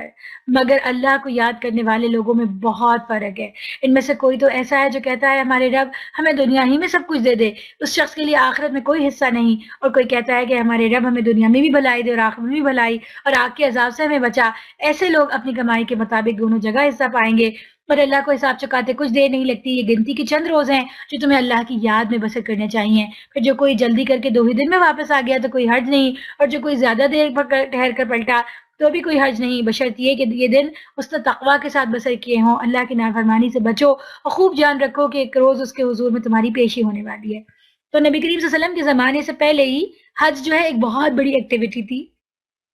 یہ ایک صرف ریلیجس ایکٹیویٹی نہیں تھی بلکہ ایک بہت بڑی اکنامک اور ایک بہت بڑی سوشیو کلچرل ایکٹیویٹی بھی تھی. ایک طرح کا فیسٹیو تھا جو کہ اس زمانے میں ہوتا تھا کہ جیسے آپ دیکھتے ہیں کہ ہمارے یہاں اسٹیمپیڈ ہوتا ہے اور ساری دنیا سے لوگ ٹکٹس لے کے آئے ہوئے ہوتے ہیں. اس زمانے میں ٹورزم بھی بہت زیادہ ہوتا ہے، اس زمانے میں خرید و فروخت بھی بہت زیادہ ہوتی ہے اور بوم پہ چاہتے ہیں شہر جہاں جہاں پر اس طرح کے ایونٹس ہو رہے تھے، یا اگر اولمپکس ہو رہے ہوں یا اگر ساکر کے میچز چل رہے ہوں تو یہ ساری ایک طرح کا پوری طرح کا بوم ملتا ہے اس شہر کو. اسی طرح جب مکہ میں حج ہوتا تھا تو ظاہر ہے کہ پورے عرب سے دور دور سے لوگ آتے تھے، تو وہ صرف ایک ریلیجس ایکٹیویٹی نہیں تھی بلکہ اس کے ساتھ ساتھ ایک اکنامک اور ایک سوشو کلچرل ایکٹیویٹی، اس کو بھی بوم ملتا تھا. تو اسی کا ذکر ہے کہ خرچ بھی ہو رہا. تو قریش مکہ چونکہ اپنے آپ کو سپیریئر سمجھتے تھے، ان کے پاس سقایا رفادہ کی ذمہ داری تھی اور وہ تو کعبے کے مجاور تھے، تو ان کا جو انداز تھا وہ ڈفرنٹ تھا. ایک تو وہ یہ کرتے تھے کہ عرفات سے واپس آ جاتے تھے، مینا میں جا کے ٹھہرتے نہیں تھے اور جس طرح ہم ٹھہرتے ہیں، اور وہ کہتے تھے کہ ہم تو سپیریئر ہیں، ہمیں ضرورت نہیں ہے، یہ ان لوگوں کے لیے جو مکہ سے باہر آئے ہیں نا. دوسری بات یہ کہ جس طرح ہم وہاں پہ ٹھہرتے ہیں اور اللہ کی یاد میں وہ دن بسر کرتے، اس میں آپ سمجھ لیں کہ ان کی شعر اور شاعری کی اور بہت بڑی ایک محفلیں منعقد ہوتی تھیں، جیسے آپ دیکھتے ہیں کہ آج بھی فیسٹیوز کے زمانے میں، اور اس موقع پہ قصیدہ خوانی اور اپنے خاندان کی بڑائی اور یہ کہ بڑے اس میں اشعار ملتے ہیں کہ اتنا کھانا کھلایا اور اتنا خیرات کیا اور اتنا، یعنی ایک غرور، ایک تعلی، ایک نمود و نمائش، اور وہ سب وہاں کرتے تھے. تو اللہ تعالیٰ نے ان 2 چیزوں کی اصلاح کی. ایک چیز کی تو یہ اصلاح کی کہ آپ بھی اسی طرح کریں جس طرح اور لوگ کر رہے ہیں، آپ بھی سارے مناسک اسی طرح پورے کریں جس طرح اور لوگ مناسک پورا کر رہے ہیں. اور دوسری بات یہ کہ حج کی جو آپ یہ سب کچھ کریں، خرچ ورچ اور جو تجارت ہے وہ ٹھیک ہے کیونکہ وہ اس کے ساتھ ایسوسیٹڈ ہے، لیکن بہرحال یہ جو حج کے دن ہے یہ اللہ کی یاد کے دن ہے. تو اس میں جو ہے اللہ کو یاد کریں زیادہ سے زیادہ، اور باقی کے جو سارے کام ہیں وہ تو امپورٹنٹ نہیں ہیں، بلکہ جس طرح آپ اپنے آباء و اجداد کا ذکر کرتے تھے اور ان کے بارے میں کہتے ہیں، اس سے زیادہ آپ کو اللہ کا ذکر کرنا چاہیے، بلکہ اس سے بھی بڑھ کر کرنا چاہیے. اور پھر اللہ کا ذکر کرنے میں بھی ایک بڑی ڈیلیکیٹ بات ہے کہ اللہ کے ذکر کرنے میں بھی فرق ہے کہ کوئی صرف دنیا مانگتا ہے، کوئی دنیا اور آخرت دونوں مانگتا ہے. یہ ہم پر اس طرح سے آ کے لگتی ہے آیت کہ ہم اپنی دعاؤں کو چیک کریں اور ہم اپنے اللہ سے تعلق کو چیک کریں کہ جب جب ہم اللہ تعالیٰ کے پاس جاتے ہیں، جب جب ہم اللہ سے نمازیں پڑھتے ہیں، جب جب ہمیں صلاۃ حاجت پڑھنی ہوتی ہے، تو کیا وہ سارے وہ ٹائمز ہوتے ہیں جب ہمیں اپنے لیے کوئی چیز چاہیے ہو، یا کہ ہم کبھی اور بھی اللہ تعالیٰ کے لیے نماز پڑھتے ہیں، کبھی ہم اور بھی اللہ سے دعائیں کرتے ہیں؟ کیا ہماری ساری حاجتیں، ساری گفتگو اللہ تعالیٰ سے، میری یہ دعا قبول نہیں کی، مجھے یہ نہیں دیا، مجھے وہ نہیں دیا، میرے ساتھ یہ نہیں کیا، کہ اللہ تعالیٰ سے ہمارا تعلق بس یہی رہ گیا ہے کہ ساری کی ساری دعائیں وہی والی رہ گئی جس میں ہم دنیا کے لیے کچھ مانگتے ہیں؟ اور کیا اگر ہماری دعا قبول نہیں ہو تو ہم ایسے ہی شکوہ میں آتے ہیں، ہمت ہار جاتے ہیں کہ بھائی میں نے تو یہ اور یہ اور یہ بات کی تھی. ہاں بالکل دنیا کی دعائیں، اور وہ جب وہ دعا پوری نہیں ہوتی تو پھر ناراض ہونا لگ جاتے ہیں، اور پھر کہتے ہیں اب تو نہیں میں مانگوں گی دعا، میری دعا قبول نہیں ہوتی. تو یہ وہ شخص ہے جو بس دنیا ہی کو مانگتا ہے اور اللہ تعالیٰ سے دنیا ہی اس کو چاہیے. لیکن اس کے برعکس کچھ لوگ وہ ہیں جو دنیا بھی مانگتے ہیں اور آخرت بھی مانگتے ہیں. تو کبھی کبھار انسان اللہ کی محبت میں بے قرار اٹھ کے ہو کے بھی نماز پڑھے. کبھی اللہ انسان جو ہے وہ ایک دم قبر کے خوف سے، آخرت میں حساب کتاب کے ڈر سے بھی اٹھ کے کھڑا ہو جائے اور 2 رکعت نماز پڑھے اور توبہ کرے اللہ تعالیٰ سے. کبھی انسان ویسے بھی اللہ کو یاد کرے اور کہے اللہ تعالیٰ آج کی میری دعا صرف آپ کو شکر کرنے کے لیے، مجھے بولنا سکھایا، مجھے سننے کی نعمت دی، مجھے محسوس کرنے کی نعمت دی، مجھے سانس کی نعمت دی، مجھے اولاد دی، مجھے شوہر دیا، مجھے گھر دیا، مجھے امن دیا، مجھے محبتیں دی، مجھے اتنا نرم بیڈ دیا. جب کبھی ہم تھکے ہارے واپس آتے ہیں سیدھا اپنے بیڈ روم میں جاتے ہیں، بیڈ روم میں لیٹتے ہیں اور اپنے اوپر بلینکٹ ڈالتے ہیں کہ اس کو کہتے ہیں الحمدللہ. جب ہم سردیوں میں -22 میں باہر ہوتے ہیں، گاڑی میں بیٹھتے ہیں، ہیٹر آن کر کے گرم کافی کا کپ منہ میں لیتے ہیں، ٹماٹن پہ کھڑے ہو کے ہم کہتے ہیں الحمدللہ. کتنے لوگ ہیں جو باہر سردی میں ٹھٹر رہے ہوں گے. تو کبھی اللہ تعالیٰ سے ہمارا یہ والا مکالمہ بھی ہوتا ہے. جب ہمارے میاں ناراض ہوتے ہیں، جب ہمارے پاس جاب نہیں ہوتی، جب ہمارا بچہ ہمارے ساتھ بدتمیزی کرتا ہے تو ہم شکوہ کرتے ہیں اللہ سے، اللہ تعالیٰ مجھے یہ نہیں دیا، یہ نہیں دیا، یہ نہیں دیا، لوگ اتنے خراب ہیں، لوگ میرا احسان شناس نہیں ہے. لیکن جب ہمارا میاں ہمیں مسکرا کے دیکھتا ہے، جب ہمارا بچہ ہمیں کہتا ہے mama you are so good, you are the best mom in the world, جب ہمارا میاں ہمارے لیے کوئی اچھی چیز لاتا ہے، جب اس کی جاب ہوتی ہے، کیا اس وقت ہم وی ٹیک دا ٹائم ٹو سے تھینک یو ٹو اللہ سبحانہ وتعالی؟ تو یہ چیز امپورٹنٹ ہے کہ کچھ لوگ ایسے ہیں کہ جو صرف بس دنیا دنیا دنیا ہی کے لیے اللہ تعالیٰ سے یاد رکھتے ہیں. اللہ تعالیٰ ان کو یاد ہوتا ہے تو قرآن صرف اس وقت پڑھتے ہیں جب ان کو کوئی وظیفہ کرنا ہو. ان کی کوئی چیز گم ہو گئی تو انہوں نے وظیفہ کر لیا، جب کوئی بیماری ہے تو وظیفہ کر لیا، جاب چاہیے وظیفہ کر لیا، کوئی مر گیا اس کے لیے وظیفہ کر لیا. اس کے علاوہ کبھی قرآن پڑھا ہدایت کے لیے کھولا کہ مجھے اپنی آخرت کے لیے کیا چاہیے؟ تو اللہ تعالیٰ دنیا کو منع نہیں کرے، کیونکہ جو دوسری دعا ہے جو اللہ تعالیٰ کو پسند ہے وہ ہے کہ ربنا آتنا فی الدنیا حسنہ وفی الآخرہ حسنہ. تو دنیا کی بھی حسنہ چاہیے اور آخرہ کی بھی حسنہ. دنیا کو مائنس نہیں کیا اللہ نے، لیکن ان لوگوں کو ناپسند کیا جو صرف دنیا ہی کے لیے مانگ رہے ہیں. پھر ایک دوسرا چیپٹر سٹارٹ ہوتا ہے، ایک دوسری پرسنالٹی ہمارے سامنے آتی ہے، اور اس پرسنالٹی قرآن میں واقعات ہیں، یعنی ایک سٹوریز ہیں. پھر قرآن کے اندر اس کو ایک چیز کہتے ہیں جس کو خاکہ نگاری کہتے ہیں، جس کے اندر سوانح نگاری بھی کہنا چاہیے، خیر، کہ ایک پوری لائف ہسٹری ہے اور ایک پرسنالٹی کا اسکیچ ہے، کیریکٹر اسکیچ ہے، کیریکٹر اسکیچز آتے ہیں، پھر اس کے اندر ہسٹریز آتی ہیں. اور یہ سب وہ چیزیں ہیں جو کہ آج بھی ہم پڑھتے ہیں اور اس کے ذریعے اپنے لیے سبق لیتے ہیں اور وہ لیتے ہیں. تو یہاں پہ اللہ تعالیٰ ایک کیریکٹر اسکیچ کھینچ رہے ہیں، ایک خاکہ کھینچ رہے ہیں ایک شخص کا، اور ہم سے کہہ رہے ہیں کہ ہم اس آئینے میں اپنے آپ کو دیکھیں کہ ہم ایسے تو نہیں ہیں. انسانوں میں کوئی تو ایسا ہے جس کی باتیں دنیا کی زندگی میں تمہیں بہت بھلی معلوم ہوتی ہیں اور اپنی نیک نیتی پر وہ بار بار خدا کو گواہ ٹھہراتا ہے، مگر حقیقت میں وہ بدترین دشمن حق ہوتا ہے. جب اسے اقتدار حاصل ہو جاتا ہے تو زمین میں اس کی ساری دوڑ دھوپ اس لیے ہوتی ہے کہ فساد پھیلائے، کھیتوں کو غارت کرے اور نسل انسانی کو تباہ کرے. حالانکہ اللہ جسے وہ گواہ بنا رہا تھا فساد کو ہرگز پسند نہیں کرتا، اور جب اسے کہا جاتا ہے کہ اللہ سے ڈرو تو اپنے وقار کا خیال اس کو گناہ پر جما دیتا ہے. ایسے شخص کے لیے تو بس جہنم ہی کافی ہے اور وہ بہت برا ٹھکانہ ہے. دوسری طرف انسانوں ہی میں کوئی ایسا بھی ہے جو رضا الہی کے طلب میں اپنی جان کھپا دیتا ہے، اور ایسے بندوں پر اللہ بہت مہربان ہے.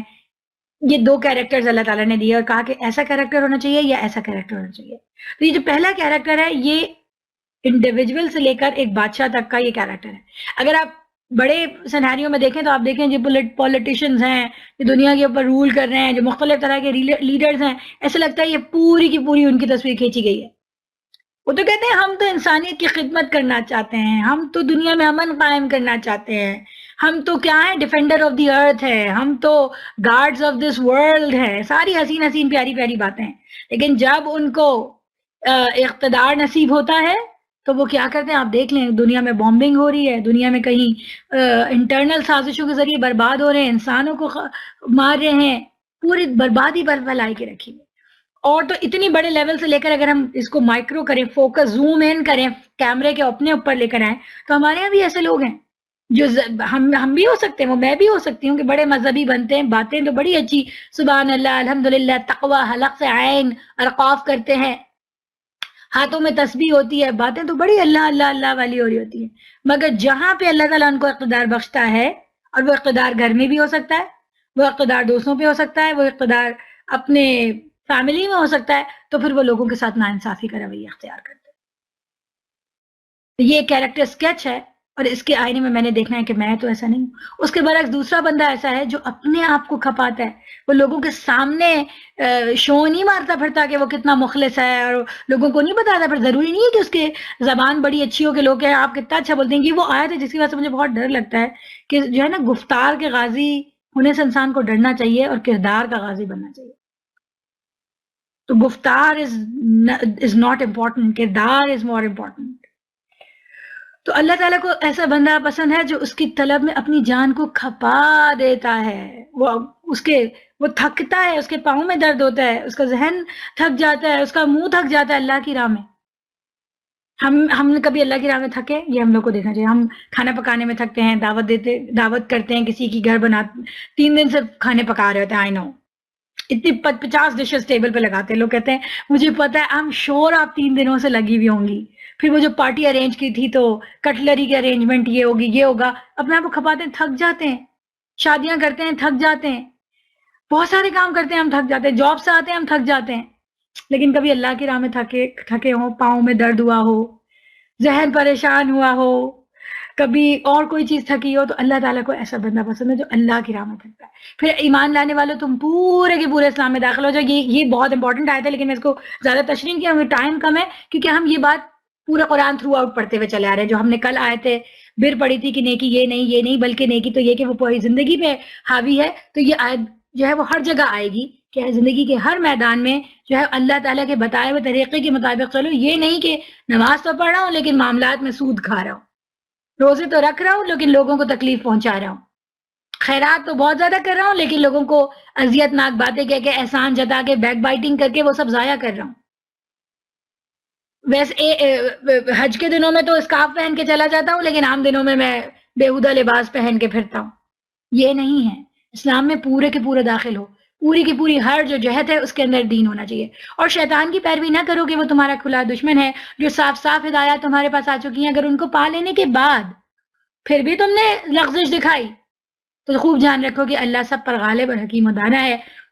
ان ساری نصیحتوں اور ہدایتوں کے بعد بھی لوگ سیدھے نہ ہوں تو کیا وہ اس کے منتظر ہیں؟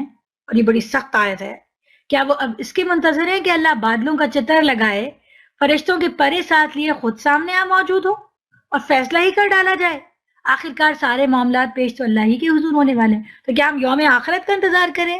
اتنی ساری کھلی آیات، اللہ تعالیٰ کس طرح انسانی نفسیات کے اندر ہاتھ ڈال کے وہ چیز نکال لیتے، یہ تھی نا وہ چیز۔ تو اتنا انسانی نفسیات کی، ہمارے دلوں کے اندر جو جذبات چھپے ہوئے ہیں، ان کی پرتوں کو کھول کے اللہ تعالیٰ بیان کر رہے ہیں۔ تو اللہ کہہ رہے ہیں ابھی بھی سمجھ میں نہیں آ رہی بات، اب کیا قیامت کا انتظار ہے؟ بنی اسرائیل سے پوچھو، کھلی نشانیاں کیسی ہم نے انہیں دکھائی ہیں، پھر بھی یہ ان سے پوچھو کہ اللہ کی نعمت کے پانے کے بعد جو قوم اس کو شقاوت سے بدلتی ہے، اللہ اسے کیسی سخت سزا دیتا ہے۔ جن لوگوں نے کفر کی راہ اختیار کی، ان کے لیے دنیا کی زندگی بڑی محبوب اور دل پسند بنا دی گئی ہے۔ تو واقعی آپ دیکھیں کہ گولڈ کی لیمبرگینی ہے لوگوں کے پاس، اور مجھے صرف لیمبرگینی بولنا آتا ہے، میرے بیٹوں کو اور بھی کاروں کے نام لینے آتے کہ لوگوں کے پاس ہیلی کاپٹرز ہیں، اور ہم بڑی شوق سے، اور مجھے بڑا ڈر لگتا ہے خاص طور پہ جو نوجوان نسل ہے وہ ان چیزوں کی طرف بہت زیادہ جاتی ہے کہ دنیا میں بڑے بڑے مینشنز کس کے پاس ہیں، اور کارز کس کے پاس ہیں، اور برانڈڈ کون ہے، اور اب ایک نئی چیز چل گئی ہے یوٹیوب ویڈیوز، سیلفیز اور انسٹاگرام، جس میں ہر وقت جو ہے نا سیلف کی پروجیکشن اتنی زیادہ، دنیا کی زندگی اتنی محبوب ہے، میرے لپس ایسے لگے، میری نوز ایسے لگے۔ پہلے تو وہ لوریل کی لپسٹکس خریدنا بڑی بات سمجھی جاتی تھی، اب نہیں بھائی، اب تو پتہ نہیں کون سا سفورا ہے جہاں پہ آپ $100 $200 کی لپسٹکس خریدتے ہیں، اور پھر اس کی شوئیں مارتے ہیں، اور پھر اس کو بتانا بہت ضروری ہے کہ میرے پاس یہ ہے۔ تو سارا کچھ دنیا کی زندگی جس وقت جتنا زیادہ آج ہمیں احاطہ کی ہوئی ہے، کسی نے بڑی زبردست بات فیس بک پہ ہی کہیں میں نے پڑھی تھی کہ آج تو اگر شداد بھی آ جائے تو حیران رہ جائے، آج تو اگر فرعون بھی آ جائے تو انسان کی قہاری اور اس کی جو انا پرستی ہے، جو اس کی بروٹیلٹی ہے، اس کے اوپر حیران رہ جائے. اور وہ کون تھا جو زمین میں دھس گیا تھا؟ قارون. اگر وہ بھی آ جائے تو حیران رہ جائے کہ آج لوگوں کے پاس کس قدر پیسہ ہے اور وہ کس قدر اس کو شو آف کر رہے. ہماری پوری زندگیاں اس شو آف میں. کھانا بناتے ہیں، اس کو تصویر لگا دیتے ہیں کہ دیکھو، اور سب کہتے ہیں واہ زبردست زبردست. اور پھر اس میں فیکنیس کتنی آ گئی ہے کہ کھڑے تو اپنے بیڈ روم میں ہیں، لیکن تھوڑی سی میک اپ کرتے ہیں، تھوڑا سا پیچھے سے صحیح کرتے ہیں، اس کو آگے لگاتے ہیں کہ ہیونگ فن. جھوٹ، نمود و نمائش، دنیا کی زندگی بڑی میں سارا وقت. یہاں تک کہ جب حجر اسود کو چوم رہے ہوتے تو بھی سیلفی کھینچ رہے ہوتے ہیں. ملتزم پہ کھڑے ہوتے ہیں، سیلفی کھینچ رہے ہوتے ہیں. مسجد نبوی کے پاس کھڑے ہوتے ہیں، سیلفی. میں تصویر کھینچنے یا نہیں کھینچنے کی بات نہیں کر رہی. میں کہہ رہی ہوں سیلف پروجیکشن. دنیا اتنی امپورٹنٹ ہے، کچھ اپنے لیے اور اللہ کے لیے بچا ہی نہیں. اندر کے لیے تو کوئی بچا ہی نہیں ہے. تو یہ مسلمان کا طریقہ نہیں ہے، یہ آخرت پہ بلیو کرنے والے کا یہ طریقہ نہیں. یہ تو کافروں کا طریقہ، جو آخرت پہ یقین نہیں رکھتے، جو اللہ سے محبت نہیں کرتے. ان کے لیے دنیا دنیا ہر چیز ہے، تو ان کی پوری زندگی جو ہے وہ دنیا کے گرد ریوالو کر رہی ہے. ایسے لوگ ایمان کی راہ اختیار کرنے والوں کا مذاق اڑاتے ہیں، مگر قیامت کے روز پرہیزگار لوگ ہی ان کے مقابلے میں عالی مقام ہوں گے. روح دنیا کا رزق تو اللہ کو اختیار ہے، جسے چاہے بے حساب دے. ابتدا میں سب لوگ ایک ہی طریقے پر تھے، پھر یہ حالت باقی. اب اللہ تعالیٰ ایک پوری ہیومن ہسٹری بیان کر رہا ہے کہ یہ اتنے سارے ریلیجنز جو آپ دنیا میں دیکھتے ہیں، کہ کوئی ہندو مت ہے، پھر گریک مت ہے، پھر ایک ایجپشن مت ہے، پھر بیبلیون کے لوگ تھے، پھر مزدک تھے، پھر آتش پرست تھے، پھر یہ فرسٹ نیشنز ہیں، پھر کچھ اور لوگ ہیں، پھر منگولز تھے، پھر چنگیز خان تھے، اور پھر یہ عیسائی ہیں، پھر یہ یہودی ہیں. اتنے سارے آئے کہاں سے؟ اتنے سارے فرقے آئے کہاں سے؟ اور صحیح کیا ہے، غلط کیا ہے؟ تو اللہ تعالیٰ اس چند آیات میں وہ ساری ہیومن ہسٹری اور سارا اختلاف بیان کر دیتے ہیں. اللہ کہتے ہیں کہ ابتدا میں سب لوگ ایک ہی طریقے پر تھے، یعنی ابتدا میں تو آدم علیہ السلام آئے تھے اور ایک ہی دین لے کر آئے تھے. پھر یہ حالت باقی نہ رہی اور اختلافات رونما ہوتے گئے. انسان ڈائیورٹ ہوتا جاتا تھا اور وہ سیدھی راہ سے دور چلا جاتا تھا. پھر اللہ نے نبی بھیجے جو راست روی پر بشارت دینے والے اور کجروی کے نتائج سے ڈرانے والے تھے، اور ان کے ساتھ کتاب برحق نازل کی. تو انسان سیدھے راستے پہ جانے سے جب ڈائیورٹ ہوتا تھا، اللہ تعالیٰ پھر نبی اور کتاب بھیجتا تھا، وہ انسان کو کھینچ کے پھر سیدھا راستہ دکھاتا تھا. پھر انسان ڈائیورٹ ہوتا تھا، پھر اللہ تعالیٰ نبی بھیجتا تھا. تو انسان ڈائیورٹ ہوتا گیا اور اللہ تعالیٰ نبی بھیجتے گئے. اور اس طرح لیکن وہ جو ڈائیورجن میں سے کچھ لوگ واپس راستے پہ آگئے، لیکن کچھ لوگ وہیں دور ہی رہے، ڈائیورٹیڈ ہی رہے، away from the right path ہی رہے، اور پھر وہاں سے مزید شاخیں بنتی چلی گئیں. تو اس ساری چیز کو بیان کر رہے ہیں. ان کے ساتھ کتاب برحق نازل کی تاکہ حق کے بارے میں لوگوں کے درمیان جو اختلافات رونما ہو گئے تھے ان کا فیصلہ کرے. اور ان اختلافات کے رونما ہونے کی وجہ یہ نہ تھی کہ ابتدا میں لوگوں کو حق بتایا نہیں گیا تھا. اختلاف ان لوگوں نے کیا جنہیں حق کا علم دیا جا چکا. انہوں نے روشن ہدایات پا لینے کے بعد محض اس لیے حق کو چھوڑ کر مختلف طریقے نکالے کہ وہ آپس میں زیادتی کرنا چاہتے تھے. بس جو لوگ انبیاء پر ایمان لے آئے اور اللہ نے اپنے اذن سے اس حق کا راستہ دکھایا جس میں لوگوں نے اختلاف کیا تھا. اللہ جسے چاہتا ہے راہ راست دکھا دیتا ہے. پھر کیا تم لوگوں نے یوں ہی سمجھ رکھا ہے کہ تمہیں یوں ہی جنت میں داخلہ مل جائے گا، حالانکہ ابھی تم پر وہ سب وقت نہیں گزرا جو تم سے پہلے ایمان لانے والوں پر گزر چکا. ان پر سختیاں گزری، مصیبتیں آئیں، ہلا مارے گئے، حتیٰ کہ وقت کا رسول اور اس کے ساتھی اہل ایمان چیخ اٹھے کہ اللہ کی مدد کب آئے گی. اس وقت انہیں تسلی دی گئی، ہاں اللہ کی مدد قریب ہے. تو یہ جو ساری کہانی ہو رہی تھی کہ سیدھا راستہ سے لوگ ہٹ رہے تھے اور اللہ کا نبی آ رہا تھا اور ہدایات مل رہی تھی، یہ اتنی آسانی سے تو نہیں ہو رہا تھا. یہ تو حق و باطل کی کشمکش تھی. اس میں تو لوگ آگوں میں کود رہے تھے، اس میں تو لوگوں کو آروں سے چیرا جا رہا تھا، ان کی کھالیں اتاری جا رہی تھیں، ان کو کھولتے ہوئے تیل کے کڑاہوں میں ڈالا جا رہا تھا. اس میں حضرت مریم کی کہانی ہے، اس میں حضرت فرعون کی جو بیوی ہیں ان کی کہانی ہے، اس میں تو حضرت حاجرہ کی کہانی ہے، اس میں تو اصحاب کہف کا قصہ ہے، اس میں تو اس شخص کا قصہ ہے جو سورہ یاسین میں بیان ہوا، اس میں تو وہ سارے لوگ ہیں جو صحابہ کرام تھے. تو تم لوگوں نے یہ سمجھ رکھا ہے کہ یہ سارا جو واقعہ ہو رہا تھا، یہ جو سارا پروسیس تھا، یہ ایسا ہی ہو رہا تھا آسانی سے؟ جنت اتنی آسان ہے؟ اور کیا اللہ تعالیٰ اتنا نا انصاف ہے کہ صحابہ کرام کو اور انبیاء کرام کو تو اتنی مشکل کاموں کے بعد جنت دے کہ وہ آگ میں کودیں، اپنے بیٹے کو صحرا میں چھوڑیں، اپنے بیٹوں کو اپنی آنکھوں سے طوفان نوح میں ڈوبتے ہوئے دیکھیں، اور اپنی آنکھوں سے جو ہے وہ حضرت ایوب علیہ السلام کی پورا جسم ان کا سڑ جائے، اور حضرت یوسف علیہ السلام کی 14 سال جیل میں گزار دیں اور اپنے اوپر تہمتیں کھائیں، اور حضرت مریم اور حضرت حاجرہ. تو اللہ تعالیٰ کیا اتنا ناانصاف ہے کہ ان کو تو جنت اتنی مشکلوں سے دے، اور ہم اور آپ ہمیں اتنی آسانی اور سستے طریقے سے جنت میں مل جائے کہ ہم نے کبھی اللہ کی راہ میں کوئی تکلیف ہی نہیں اٹھائی، کبھی کوئی مال کا نقصان ہی نہیں اٹھایا. ویسے تو جاب چلی جاتی ہے، لیکن کبھی اللہ کے راستے میں مال کا نقصان نہیں اٹھایا. ویسے تو بیماری آتی ہے مگر اللہ کے راستے میں نہیں تھکے. ویسے تو بہت پریشان ہوتے ہیں, غصے برداشت کرتے ہیں, مگر اللہ کی راہ میں کبھی کچھ برداشت نہیں کیا. ویسے تو باہر بہت گھومنے پھرنے کے لیے کھپتے ہیں, نکلتے ہیں, 3 دن کی کیمپنگ پہ جاتے ہیں, لیکن کبھی اللہ کی راہ میں 3 دن کے لیے نہیں نکلے. کبھی اللہ کی راہ میں ایک درس اٹینڈ کرنا بڑا مشکل لگتا ہے, ڈاکٹر کے اپوائنٹمنٹس کرنے ہوتے ہیں, لائبریری جانا ہوتا ہے, باہر کھانا ہوتا ہے, آؤٹنگ کرنی ہوتی ہے, سب کچھ کرتے ہیں, کبھی اللہ کے لیے 1 گھنٹہ نکالنے کے لیے نکلا نہیں جاتا. تو اللہ کہہ رہے ہیں کہ جنت ایسے ہی مل جائے گی. یہ تو کوئی بات نہیں ہوئی کہ خباب بن ارد رضی اللہ تعالیٰ عنہ کو تو کوئلوں پہ انگاروں پہ لیٹنا پڑے, حضرت بلال حبشی رضی اللہ عنہ کو تو جلتی ہوئی ریت پہ گھسٹنا پڑے, اور مجھے اور آپ کو ایسے ہی مزے سے کافی پیتے ہوئے, ٹی وی دیکھتے ہوئے, ریموٹ سے سب کچھ چینج کرتے ہوئے جنت مل جائے. تو یہ سب سوچنے کی آیتیں ہیں, تفکر اور تدبر اور اپنی احتساب کی آیتیں, اور اللہ کی راہ میں نکلنے اور اپنے آپ کو کھپانے, اپنی فیملی, اپنے مال, اپنے وقت, اپنی صلاحیتوں کو کھپانے پر آمادہ کرنے والی آیتیں. اللہ تعالیٰ ہمیں ان لوگوں کے گروپ میں شامل رکھے, اللہ تعالیٰ ہمیں ان لوگوں کے گروپ میں شامل نہ رکھے. لوگ پوچھتے ہیں کہ ہم کیا خرچ کریں, پھر پوچھتے ہیں سوال ہے کیا خرچ کریں, اللہ تعالیٰ, اللہ کے نبی صلی اللہ علیہ وسلم, ہم کتنا خرچ کریں؟ جواب دو کہ جو مال بھی تم خرچ کرو اپنے والدین پہ, سب سے پہلے اپنے والدین پر. لوگوں کے اپنے والدین بھوکے ہیں, ان کو کھانا نہیں مل رہا, ان کی دوا کا انتظام نہیں ہے, کچھ پتہ ہی نہیں ہے ان کے اوپر کیسا وقت ہے, اور وہ جو ہے وہ بڑے بڑے رقمیں خرچ کر رہے ہیں. اللہ تعالیٰ نے یہ نہیں کہا, نہیں, پہلے والدین پر.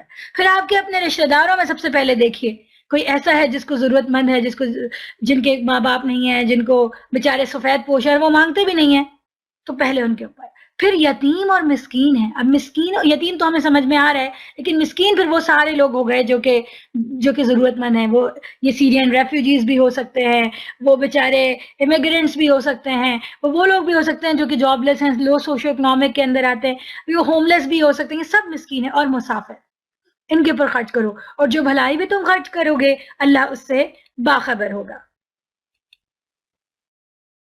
تمہیں جنگ کا حکم دیا گیا اور وہ تمہیں ناگوار ہے. اب میں آپ یہ آیات بتا چکی ہوں, اس لیے اب میں تیزی سے آگے جاؤں گی. تمہیں جنگ کا حکم دیا گیا اور وہ تمہیں ناگوار ہے.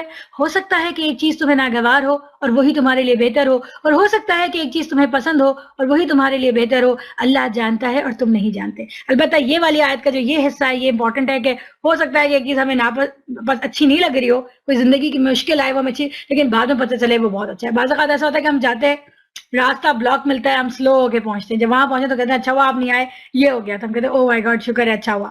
کسی دن ہم نے کوئی اپوائنٹمنٹ کیا تھا, وی couldn't make that appointment, we went another day, تو پتہ چلا کہ اچھا ہوا کہ وہ مس ہو گیا, اس میں ہی بھلائی تھی.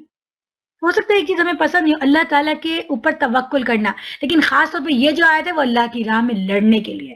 تو اللہ کی راہ میں لڑنا, اللہ کے راہ کے نکلنا اچھا نہیں لگتا نفس کو, کسے اچھا لگتا ہے؟ لیکن اللہ تعالیٰ کہہ رہے ہیں کہ ہو سکتا ہے ایک چیز تمہیں ناگوار ہو لیکن وہ تمہارے لیے بہتر ہو. لوگ پوچھتے ہیں مائیں حرام میں لڑنا کیسا. اب میں تیزی سے آگے گزروں گی, یہ وہ چیزیں ہم پڑھ کے آ چکے.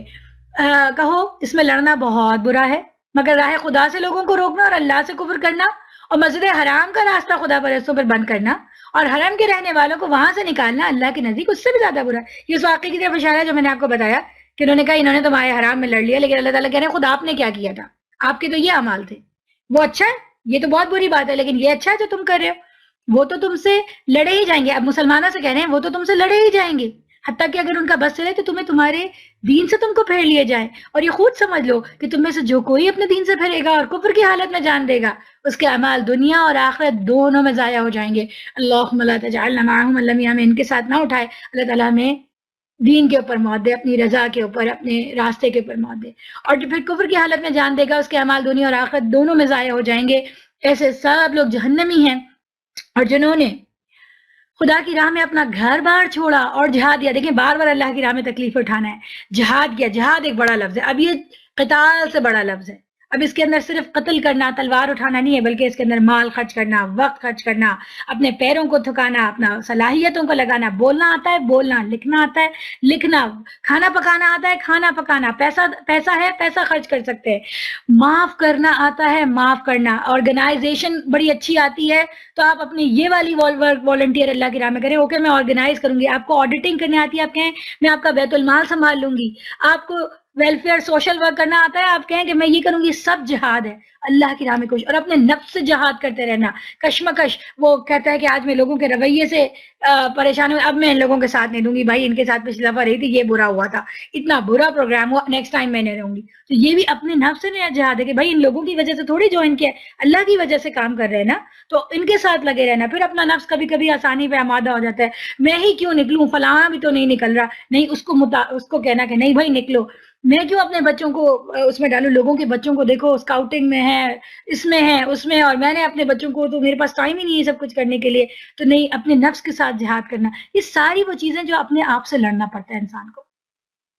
تو یہاں پہ جہاد کیا، جنہوں نے خدا کی راہ میں اپنا گھر بار چھوڑا اور جہاد کیا، اور وہ رحمت الہی کے جائز امیدوار ہیں، اور اللہ ان کی لغزشوں کو معاف کرنے والا اور اپنی رحمتوں سے نوازنے والا. یہ بڑی امپورٹنٹ اور پیاری بات ہے. کام تو ہم سب کرتے ہیں، لیکن ہمیں سب کو پتا ہے کہ ہم سے غلطی جاتی ہے. دورہ قرآن کر لیتے ہیں، اس کے بعد میں بھی سوچتی ہوں کہ اللہ یہ کیوں بول دیا، پتہ نہیں صحیح ہوا کہ نہیں ہوا، پتہ نہیں کیا غلطی ہو گئی، پتہ نہیں کوئی بات میں نے کوئی ایسی کہہ دی ہو جو شاید صحیح نہیں ہو.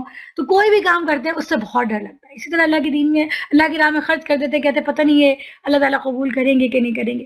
تو پھر اللہ تعالیٰ ہمیں امید دلاتے ہیں کہ اللہ لغزشوں کو معاف کرنے والا ہے. جب تک ہم کوشش کرتے رہیں گے تو اللہ تعالیٰ صرف اجر ہی نہیں دے گا، بلکہ اپنی ان غلطیوں کو بھی معاف کرے گا جو اس کی راہ میں. اللہ تعالیٰ ہماری ربنا فاغفر لنا ذنوبنا وکفر عنا سیئاتنا وتوفنا مع الابرار آمین.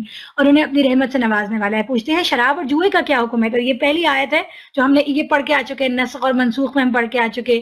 اور تربیہ کی تدریج میں جو گریجویلٹی ہے، اسٹیپ بائی اسٹیپ، سامنے والے کی کیپیسٹی، اس کے لیول، اس کی ذہنی لیول، اور اس کی عمر، اس کی سمجھ، اس کی ساری کیپیسٹی کا خیال کر کے اسٹیپ بائی اسٹیپ تربیہ ہے جو کہ قرآن ہمیں سکھاتا ہے. تو شراب کی جو حرمت ہے وہ بھی اسٹیپ بائی اسٹیپ ہوئی ہے. تو یہ پہلا حکم ہے، جبکہ صرف یہ بتایا گیا کہ وہ اس کے اندر نقصان زیادہ ہے. شراب اور جوئے کا کیا حکم ہے؟ کہو ان چیزوں میں بڑی خرابی ہے، اگرچہ ان میں کچھ لوگوں کے لیے منافع بھی ہے، مگر ان کا جو گناہ ہے وہ ان کے فائدے سے بہت زیادہ ہے. ہمارے لیے عجیب بات یہ، اب جبکہ شراب حرام ہو چکی تو ہم کہتے ہیں فائدہ کیا ہے. تو جو لوگ شراب پیتے ہیں آپ ان سے پوچھ لیں گے کیا فائدہ ہے. جو لوگ جوئے کھیلتے ہیں ان سے پوچھیں. بہت سارا والنٹیئر ورک ہوتا ہے کسینوں میں، اسکول کے بچے تک کسینوں میں جا کے والنٹیئر ورک کرتے ہیں نا، پھر ہم منع کرتے ہیں ہمارے بچے نہیں جائیں گے. بہت والنٹیئر ہوتا ہے، چیریٹی ہوتی ہے کسینوں کے اندر. تو یہ اس زمانے میں بھی ہوتی تھی کہ جوئے کے اندر جو ہے چیریٹی کرتے تھے. تو ٹھیک ہے، اس میں منافع بھی ہے. اسی طرح جب لوگ شراب پیتے ہیں تو کہتے ہیں، کچھ لوگ کہتے ہیں گرم رکھتی ہے، کچھ لوگ کہتے ہیں بھائی کچھ بیماریوں میں یہ دوا کا کام کرتی ہے. کچھ لوگ کہتے ہیں کہ جب شراب کے نشے میں ہوتا ہے تو انسان سچ بول دیتا ہے سب کچھ. اور وہ بڑے بڑے اس میں تفسیر میں یہ آتا ہے کہ جب وہ شراب کے نشے میں ہوتے تھے نا تو وہ بڑی بڑی رقمیں خرچ کرتے تھے، خیرات کرتے تھے، بہت بہت ترنگ میں آ کے. تو کہتے تھے یہ بھی تو دیکھو اچھا کام ہوتا ہے. تو اللہ تعالیٰ فرمایا کہ لیکن جو اس کا گناہ ہے وہ اس کے نفع سے بہت زیادہ ہے. اور ایک اور آیت کا مطلب علماء اس میں نکالتے ہیں کہ اللہ تعالیٰ نے کوئی بھی چیز ایسی پیدا نہیں کی جو پوری کی پوری بری ہو. فائدہ تو ہوتا ہے، لیکن اللہ تعالیٰ جو منع کر رہے ہیں وہ اس لیے منع کر رہے ہیں کہ اس کا نقصان زیادہ ہے. اب جیسے پگ منع ہے، پورک منع ہے، صحیح بات ہے، اس سے بھی لوگ کھاتے ہیں، ہیلدی ہوتے ہیں، موٹے ہوتے ہیں، اس سے بھی وہی انرجی ان کو ملتی ہے، تو فائدہ تو ہے، لیکن اس کا نقصان زیادہ ہے، اس لیے اللہ تعالیٰ نے منع کر دیا. اسی طرح دنیا کی کوئی، ابھی آپ لوگ کہہ رہے ہیں زنا کو جائز کر دو. بھائی کیا ہے، دو لوگ اپنی مرضی سے رہنا چاہ رہے ہیں سکون میں. اب ایک ہسبینڈ اینڈ وائف ساتھ رہ رہے ہیں، اتنی مشکل پریشانیاں اٹھا رہے ہیں، پھر مہر بھی دینا پڑے گا، پھر یہ بھی کرنا پڑے گا، ذمہ داری بھی. اب جو لوگ بغیر شادی کے ساتھ رہتے ہیں، ٹھیک تو ہے، کتنا آسان ہے، آج آپ ساتھ ہیں چھوڑ کے چلے گئے تو فائدہ تو ہے، لیکن جس کا نقصان ہے وہ اس سے بھی زیادہ ہے، اس لیے اللہ تعالیٰ نے منع. تو یہ کلیہ ہے کہ جس چیزوں کو اللہ تعالیٰ نے منع کیا ہے ان کا نقصان زیادہ ہے. ہو سکتا ہے کہ ان میں کچھ فائدے بھی ہوں.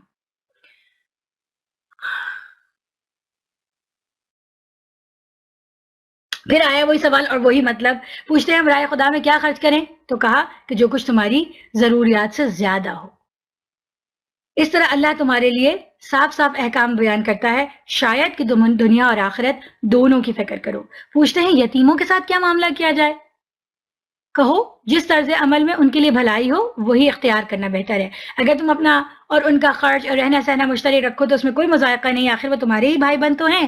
برائی کرنے اور بھلائی کرنے والے دونوں کا حال اللہ پر روشن. اللہ چاہتا تو اس معاملے میں تم پر سختی کرتا، مگر وہ صاحب اختیار ہونے کے ساتھ ساتھ حکمت دی. پھر وہ اعتدال کا راستہ. پہلے اتنی آیات آئیں کہ یتیموں کے معاملے میں ڈرو، یتیموں کے معاملے میں ڈرو، تو مسلمان اتنا ڈر گئے کہ اب ان کا مال بالکل ہاتھ ہی نہیں لگا رہے. لیکن یہ ہو سکتا ہے کہ جو بیچارہ کفالت کر رہا ہے وہ غریب ہے، اور جس یتیم کی کفالت کر رہا ہے اس کے پاس پیسہ ہو، اور ظاہر ہے جو کفالت کر رہا ہے وہ خرچ کرے. جب وہ بچہ چھوٹا ہے تو ہم نے اس کا مال نہیں ہے ہاتھ لگانا، تو اپنے پاس سے خرچ کرنا پڑا ہے. اب اس کے اپنے بچے زیادہ ہیں تو وہ کہہ رہا ہے اب میں کیا کروں. میں اس کو ڈانٹوں، بھائی اپنے بچے کو بھی تو ڈانٹتا ہوں، اب اس یتیم کو ڈانٹوں کہ نہیں ڈانٹوں، کیونکہ اللہ نے تو منع کیا یتیموں کے معاملے میں ڈرو. تو اللہ تعالیٰ کہہ رہے ہیں کہ ان کے ساتھ وہ کرو جو کہ اختیار کرنا بہتر. تو جہاں ان کے مال کی ضرورت ہے انہی پہ خرچ کرنے کے لیے اگر تھوڑا مال لے لو دیٹس ٹوٹلی فائن، مگر اللہ سے ڈرتے رہو. اس طرح جہاں اپنے بچے کو ڈانٹتے ہو یتیم بچے کو بھی ڈانٹنا تو پڑے گا، صرف اس لیے کہ جس طرح بچے کی اصلاح کرنی ہے اس کی بھی کرنی ہے، تو وہ سب تو ان کے ساتھ بھی کرنا پڑے گا. That's totally fine. یعنی اعتدال اور اللہ سے بس ڈرتے رہو کہ یہ سارا تقوی جو ہے وہ اندر ہے، فتویٰ نہیں بلکہ تقوی کی فکر کرو اندر کیا ہے.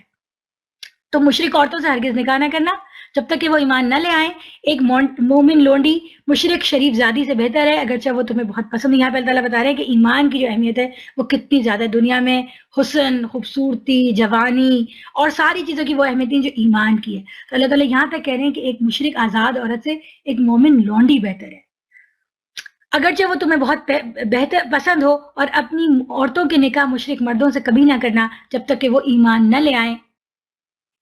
ایک مومن غلام مشرک شریف سے بہتر ہے اگرچہ وہ تمہیں بہت پسند ہو. یہ لوگ تمہیں آگ کی طرف بلاتے ہیں اور اللہ اپنے اذن سے تم کو جنت اور مغفرت کی طرف بلاتا ہے، اور وہ اپنے احکام واضح طور پہ لوگوں کے سامنے بیان کرتا ہے. توقع ہے کہ وہ سبق لیں گے اور نصیحت قبول کریں گے. یعنی کہ بہت زیادہ احتمال ہے اس بات کا کہ اگر آپ کسی مشرک سے شادی کریں گے تو ظاہر ہے کہ اس کے اعمال، اس کے عقائد آپ کے اوپر، آپ کی فیملی کے اوپر، آپ کی بچوں کے اوپر، آپ کی نسلوں کے اوپر آئیں گے. تو کیا یہ آگ کی طرف بلانا نہیں ہے؟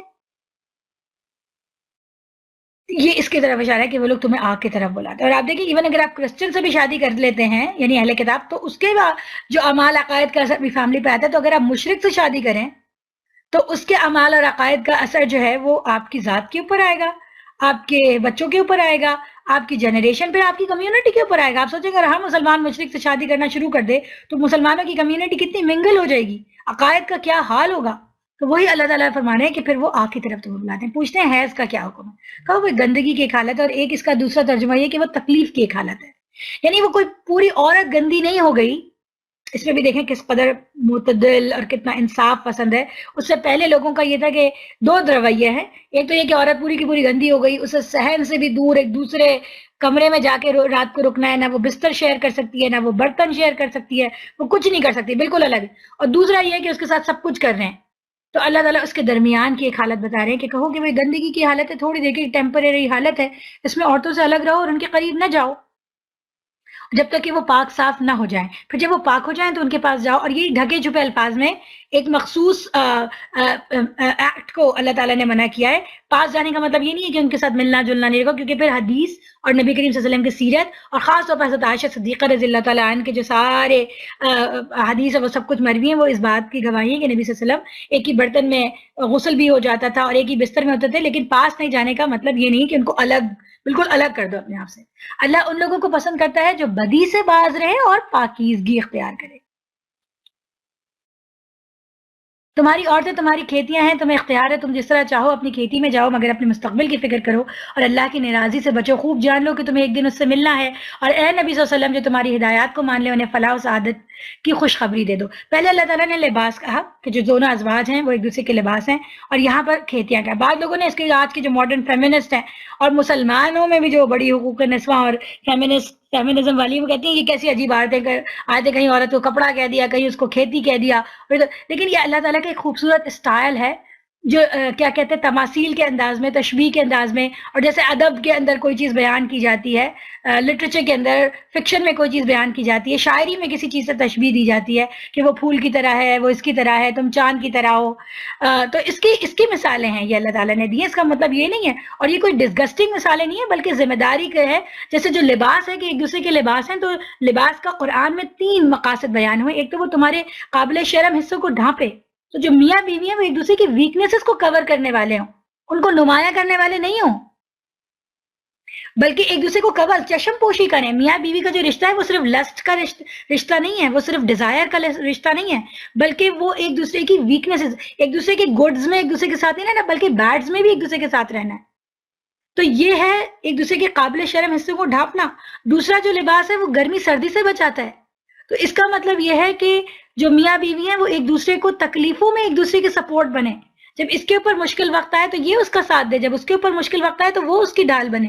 یہ دوسرا لباس ہے، لباس کی جو ضرورت ہے اللہ تعالیٰ نے. تیسری چیز ہے وہ زیب و زینت کا سبب ہو. تو میاں بیوی جو ہے وہ معاشرے میں لوگوں کے سامنے ایک دوسرے کی شان کو بڑھانے والے ہوں. جیسے لباس ہماری زینت کو بڑھاتا ہے، تو اسی طرح یہ نہیں کہ بیوی میاں کی برائیاں کرتی پھر رہی ہے اور میاں جو ہے وہ ہر جگہ اپنی بیوی کو برا کہتا پھر رہا ہے. جیسے ہمارے معاشرے میں ہے کہ بیویاں جو ہیں وہ اپنے میاں کے بارے میں برا برا کہتی رہتی ہیں، اور اگر میاں تو اس بات کو بہت ہی برا سمجھتا ہے کہ وہ اپنی فیملی کے سامنے تعریف کرتے کہ وہ لوگ کہتے ہیں کہ زن مرید ہے.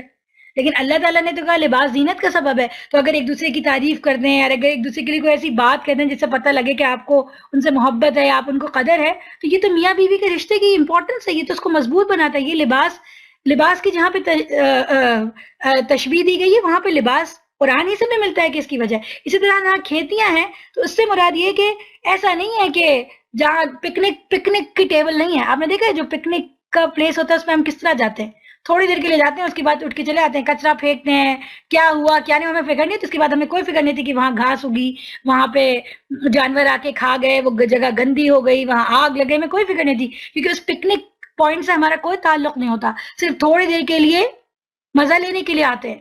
لیکن جو ہمارا کھیت ہوتا ہے، ایک کسی فارمر سے پوچھیں اس کے لیے اس کی کھیت کی کیا امپورٹنس ہے، وہ اس کی زندگی کا دار و مدار اسی کھیت کے اوپر ہوتا ہے. وہ ایک ایک بات کا خیال رکھتا ہے، بیج کب ڈالنا ہے، بارش کب دینی ہے، کہیں پرندے بیجوں کا نہ چگیں، گھاس کتنی بڑی ہو گئی، اس میں ویڈز تو نہیں اگائیں، وہ کہیں کوئی سنڈیوں نے تو حملہ نہیں کر دیا، کوئی پیسٹی سائڈ ڈالنی ہے، اور پیسٹی سائڈ ڈالنی بھی ہے کہ نہیں ڈالنی ہے، کتنی وہ فکر کرتا ہے. وہ تو کہیں دنیا میں بھی کہیں جاتا ہے تو اس کا دماغ جو ہے وہ اپنے کھیت کی طرف لگا ہوتا ہے. تو اللہ تعالیٰ یہ کہہ رہے ہیں کہ یہ جو عورتیں ہیں یہ کوئی پکنک پوائنٹس نہیں ہے، آ جائے اور چھوڑ کے چلے گئے، کچھ فکر نہیں کہ ان کے جذبات کا کیا حال ہے، ان کی اکنامک حالت کیسی ہے، ان کو تمہاری ضرورت ہے کہ نہیں ہے، بس تم اپنے لطف اٹھانے کے لیے آئے اور بھاگ گئے. نہیں، یہ تمہاری کھیتیاں ہیں، تم کو ان کی ایسے فکر ہونی چاہیے جیسے کسان کو اپنی کھیت کی ہونی چاہیے. ہر بات کی فکر کرو، ان کے جذبات کی فکر کرو، ان کی تکلیف کی فکر کرو، ان کی دنیاوی جسمانی اور ان کے جو روحانی اور جذباتی سب ضرورتوں کا خیال رکھو، پوری رسپانسبلٹیز کے ساتھ کام کرو. تو یہ جو کھیتی کی مثال ہے یہ تو ایک بہت رسپانسبلٹی کو ظاہر کرتی ہے، یہ عورت کے مقام کو کم نہیں کرتی، یہ کوئی ڈسگسٹنگ مثال نہیں ہے. خوب جان لو کہ تمہیں ایک دن اس سے ملنا ہے، اور یاد رکھو کہ ان ساری چیزوں میں میاں بیوی کے تعلقات میں اللہ تعالیٰ سے ڈرتے رہو. دنیا سے ڈرتے، دنیا کیا کہے گی، اس وجہ سے بیویوں کے ساتھ اور شوہروں کے ساتھ زیادتی کرتے ہو. یاد رکھو کہ اللہ تعالیٰ دیکھ رہا ہے، وہ کیا کہے گا کہ تم نے اس کے ساتھ جو معاملہ کیا تھا وہ صحیح تھا کہ نہیں. اور اے نبی صلی اللہ علیہ وسلم جو تمہاری ہدایات کو مان لے انہیں فلاح و سعادت کی خوشخبری دے دو. اللہ کے نام کو ایسی قسمیں کھانے کے لیے استعمال نہ کرو جس سے مقصود نیکی اور تقوی اور بندگان خدا کی بھلائی کے کاموں سے باز رہنا ہو. اللہ تمہاری ساری باتیں سن رہا ہے اور سب کچھ جانتا ہے. جو بے معنی قسمیں تم بلا ارادہ کھا لیا کرتے ہو ان پر اللہ گرفت نہیں کرتا، مگر جو قسمیں تم سچے دل سے کھاتے ہو ان کی باز پرس وہ ضرور کرے گا. اللہ بہت درگزر کرنے والا اور بردبار ہے. ایک بات ہے جو غلط کے کام ہے، گناہ کے کام ہے، اس پہ قسم، میں قسم کھاتی ہوں تمہاری شکل بھی نہیں دیکھوں گی، قسم کھاتی ہوں کہ تمہیں اب پیسہ نہیں دوں گی، قسم کھاتی ہوں تم مجھے بولو میں تمہیں وہ مزہ چکھاؤں گی. یہ اللہ کو پسند نہیں ہے. برائی کے کاموں کے اوپر اللہ کی قسم کھانا یہ اللہ کو بہت ناپسند ہے. ہاں اللہ تعالیٰ کہہ رہے ہیں اس پہ تو گرفت نہیں ہے کہ جو کسی کی عادت ہو گئی قسم سے یار یہ ہو گیا، قسم سے کتنا خوبصورت ہے، یہ تو کہہ رہے ہیں اللہ تعالیٰ اس کی بھی عادت مت ڈالو تو اچھا ہے، قسم سے بھی مت بولا کرو، لیکن اس کے بعد اللہ تعالیٰ پکڑ نہیں کریں گے. لیکن جو جان بوجھ کے قسم کھاتی ہوں کہ اگر تم نے کیا تو میں مزہ چکا کے رہوں، یہ جو ہے نا یہ اللہ تعالیٰ کو ناپسند. اللہ تعالیٰ کہہ رہے ہیں ایسی بات پہ اللہ کی قسمیں مت کھاؤ جس سے مقصود نیکی اور تقوی اور بندگان خدا کی بھلائی کے کاموں سے باز رہنا ہو. جو تم قسمیں سچے دل سے کھاؤ گے ان کی باز پرس وہ ضرور کرے گا. اب بندہ نے کھا لی، اب کسی سے غلطی ہو گیا وہ کیا کرے، وہ ایک دم گڑبڑ کھا گیا. تو اللہ تعالیٰ اتنے پیار سے کہتے ہیں اللہ بہت درگزر کرنے والا اور بردبار ہے. اچھا کھا لی، توبہ کر لو، اب آئندہ مت کرنا. جو لوگ اپنی عورتوں سے، اب یہ ایک بہت امپورٹنٹ قسم کی ذکر آ گیا، جو لوگ اپنی عورتوں سے تعلق نہ رکھنے کی قسم کھا بیٹھتے ہیں ان کے لیے 4 مہینے کی مہلت ہے. اگر انہوں نے رجوع کر لیا تو اللہ معاف کرنے والا اور رحیم ہے، اور اگر انہوں نے طلاق ہی کی ٹھان لی تو جانے رہیں کہ اللہ سب کچھ سنتا اور جانتا ہے. جن لوگوں کو طلاق دی گئی ہو وہ 3 مرتبہ ایام ماہواری آنے تک اپنے آپ کو روکے رکھیں، اور ان کے لیے جائز نہیں ہے کہ اللہ نے ان کے رحم میں جو کچھ خلق فرمایا اسے چھپائیں. انہیں ہرگز ایسا نہ کرنا چاہیے اگر وہ اللہ اور روز آخر پر ایمان رکھتی ہیں. ان کے شوہر تعلقات درست کر لینے پر آمادہ ہوں تو وہ اس عدت کے دوران انہیں پھر اپنی زوجیت میں واپس لے لینے کے حقدار ہیں. عورتوں کے لیے بھی معروف طریقے پر ویسے ہی حقوق ہیں جیسے مردوں کے ان پر حقوق ہیں. البتہ مردوں کو ان پر ایک درجہ حاصل ہے، سب پر اللہ غالب اقتدار رکھنے والا اور حکیم و دانا موجود ہے۔ یہ ایک اور آیت ہے جس کے اوپر فیمنسٹوں نے بڑے مسئلے کیے ہیں، الرجال قوامون علی النساء، کہ یہ والی آیت اور یہ کہ مردوں کو ایک درجہ اوپر حاصل ہے۔ تو یہ قضیہ اتنا زیادہ پریشان کون نہیں ہے۔ اللہ تعالیٰ نے قرآن میں بہت ساری جگہ پہ عورتوں اور مردوں سے کہا ہے کہ تم دونوں ایک، بعضکم من بعض، تم دونوں ایک ہی جنس میں سے ہو، اور بعض چیزوں میں ہم بعض کو بعض پر فضیلت دیتے ہیں۔ تو اللہ تعالیٰ نے بڑے انصاف سے قائم لیا ہے اور کام لیا ہے۔ کہیں پر عورت کا درجہ زیادہ ہے، جیسے فرمایا کہ تیری ماں، پھر تیری ماں، پھر تیری ماں، پھر تیرا باپ۔ پھر یہ کہا کہ ماں اگر مر جائے تو اس کے بعد حق ادا کرنے کے لیے کس کے پاس جائے؟ تو تیری خالہ کے پاس اور تیری ماں کی دوست کے پاس۔ تو عورت کا درجہ کتنا زیادہ ہو گیا نا، وہاں پہ عورت کا درجہ زیادہ ہو گیا، اور خدمت میں، تعلق میں، محبت میں، حقوق کی ادائیگی میں عورت کا درجہ زیادہ ہو گیا۔ لیکن جو نگرانی ہے، گھر کی نگرانی، معاشرے کی نگرانی، اس میں جو ایک لیڈر آف دا ٹرائب ہے، اس کے لیے اللہ تعالیٰ فرما رہے ہیں کہ اس میں مرد کا درجہ زیادہ ہے۔ تو جو مسلمان عورتیں ہیں، جو با ایمان عورتیں، انہیں اس جو قرآن کو پڑھتی اور سمجھتی ہیں، اللہ اور نبی کریم صلی اللہ علیہ وسلم کی آیات کے اور تعلیمات کے پر ایمان لاتی ہیں، انہیں کوئی تکلیف نہیں ہوتی، کیونکہ ان کو پتہ ہے کہ کہیں پہ کسی کا درجہ ہوتا ہے، کہیں پہ کسی کا درجہ ہوتا ہے۔ اب ہم میں سے کسی کو کوئی مسئلہ نہیں ہوتا کہ تمام لوگوں کے ساتھ اچھا سلوک کیا جاتا ہے، لیکن جو ہیڈ آف دی آرگنائزیشن ہوتا ہے اس کے زیادہ حقوق ہوتے ہیں نا، تو ہمیں تو کسی کو بھی مسئلہ نہیں ہوتا۔ تو ٹھیک ہے کہ عزت سب کو ملتی ہے، لیکن ایک ہیڈ آف دا آرگنائزیشن، اللہ تعالیٰ نے کہا کہ جو ہیڈ آف دا ٹرائب ہے، ہیڈ آف دا فیملی ہے، وہ ایک مرد ہوگا، ہیڈ آف دا اسٹیٹ ہے وہ ایک مرد ہوگا، کیونکہ مرد کو اللہ تعالیٰ نے فزیکلی اور اس لحاظ سے اللہ تعالیٰ نے اس کو زیادہ طاقت، وہ والی طاقتیں ادا کی ہیں۔ عورت کو اللہ تعالیٰ نے نرم بنایا، اس لیے نہیں کہ وہ مرد سے جھکے رہے، بلکہ جو کام اس سے لینا تھا اس کے لیے نرمی ضروری تھی، کیونکہ اس نے پورے قوم کی آبیاری کرنی تھی، اس نے بچوں کو پالنا تھا۔ اگر وہ مرد کی طرح ٹف ہوتی تو بچوں کو کون پالتا؟ تو مرد سے کہا کہ تم یہ والا کام کر لو، اور عورت سے کہا یہ والا کام کر لو۔ تو اسی لیے قرآن میں جہاں جہاں پہ ماں باپ کے، یا تو ماں باپ کے حقوق کا تذکرہ ہے، احسان کا تذکرہ ہے، یا ماں کے احسان کا تذکرہ ہے۔ یہ ایک بڑی عجیب بات ہے کہ آپ خود غور کریں کہ یا تو والدین کا ذکر ہوگا یا پھر ماں کا ہوگا، اور والد صاحب کا کہیں ایک آدھ جگہ ذکر ہے، لیکن بار بار ہے کہ تیری ماں نے ذوف پر ذوف اٹھا کے تجھے پیٹ میں رکھا، اور اس طرح سے۔ تو عورت کا درجہ زیادہ ہے۔ تو ان آیات سے جو لوگ ایمان لانے والے ہیں، جو اللہ سے محبت کرتے ہیں، جو ایمان لاتے ہیں، انہیں مسئلہ نہیں ہوتا۔ طلاق 2 بار ہے، پھر یا تو سیدھی طرح عورت کو روک لیا جائے یا بھلے طریقے سے اس کو رخصت کر دیا جائے۔ اب ہم آیت نمبر 229 پر ہیں۔ اور رخصت کرتے ہوئے ایسا کرنا تمہارے لیے جائز نہیں ہے کہ جو کچھ تم انہیں دے چکے ہو اس میں سے کچھ واپس لے لو۔ البتہ یہ صورت مستثنا ہے کہ زوجین کو اللہ کے حدود پر قائم نہ رہ سکنے کا اندیشہ ہو۔ ایسی صورت میں اگر تمہیں یہ خوف ہے کہ وہ دونوں حدود الہی پر قائم نہ رہیں گے تو ان کے درمیان یہ معاملہ ہو جانے میں مذائقہ نہیں کہ عورت اپنے شوہر کو کچھ معاوضہ دے کر علیحدگی حاصل کر لے۔ یہ اللہ کے مقرر کردہ حدود ہیں، ان سے تجاوز نہ کرو۔ جو لوگ حدود الہی سے تجاوز کریں وہی ظالم ہے۔ یعنی یہ خلا کا تذکرہ آ گیا کہ خلا بھی لے سکتی ہے خاتون۔ پھر اگر 2 بار طلاق لینے کے بعد شوہر نے عورت کو تیسری بار طلاق دے دی تو وہ عورت پھر اس کے لیے حلال نہ ہوگی، الا یہ کہ اس کا نکاح کسی دوسرے شخص سے اور وہ اسے طلاق دے دے۔ اور تب اگر پہلا شوہر یا یہ عورت دونوں یہ خیال کریں کہ حدود الہی پر قائم رہیں گے تو ان کے لیے یہ دوسرے کی طرف رجوع کر لینے میں کوئی مذائقہ نہیں۔ یہ اللہ کی مقرر کردہ حدیں ہیں جنہیں وہ ان لوگوں کی ہدایت کے لیے واضح کر رہا ہے جو اس کی حدود کو توڑنے کا انجام جانتے ہیں۔ اور جب تم عورتوں کو طلاق دے دو اور ان کی عدت پوری ہونے کو آ جائے تو یا بھلے طریقے سے انہیں روک لو یا بھلے طریقے سے رخصت کر دو، محض ستانے کی خاطر انہیں مت روکے رکھنا کہ یہ زیادتی ہوگی۔ جو ایسا کرے گا وہ در حقیقت اپنے اوپر ہی ظلم کرے گا۔ اللہ کی آیات کا کھیل نہ بناؤ، بھول نہ جاؤ کہ اللہ نے کس نعمت عظمیٰ سے تمہیں سرفراز کیا ہے۔ وہ تمہیں نصیحت کرتا ہے کہ جو کتاب اور حکمت اس نے تم پر نازل کی ہے اس کا احترام ملحوظ رکھو، اللہ سے ڈرو اور خوب جان رکھو کہ اللہ کو ہر بات کی خبر ہے۔ ابھی میرے پاس ٹائم نہیں ہے کہ ہم اس کو ڈیٹیل سے پڑھیں، لیکن اگر آپ ان آیات کو پڑھیں تو اس میں عورتوں کے حقوق کا اس قدر خیال ہے کہ آج کل جو کچھ ہمارے معاشروں میں ہو رہا ہے، عورتوں پہ ظلم ہے، ان کا جہیز مانگنا، ان کا مال روک کے رکھنا، طلاق کے معاملوں میں ان کو تنگ کرنا، بار بار طلاق دے کے کہنا کہ میں تو رجوع کرنا چاہتا ہوں، اور ان کے جہیز پر، ان کے وہ زیور کے اوپر قبضہ کر لینا، ان کا نان نفقہ، یہ سب اللہ تعالیٰ نے اس کے اندر وہ کہا ہے کہ کس طرح عورت کا خیال رکھنا ہے۔ لیکن چونکہ ہم قرآن نہیں پڑھتے، چونکہ ہم اس کے اوپر عمل نہیں کرتے، اور بظاہر چاہے ہماری صورتیں جو ہے مذہبی ہوں اور ہمارے اعمال شکلیں ہم نے بڑی مذہبی بنائی ہوئی ہوں اور نام سے ہم بڑا اخلاص اور اللہ سے اپنا کرتے، لیکن اگر ہمارے اعمال میں یہ نہیں ہے تو پھر وہ ساری خرابیاں پیدا ہوتی ہیں جو ہمارے معاشروں میں۔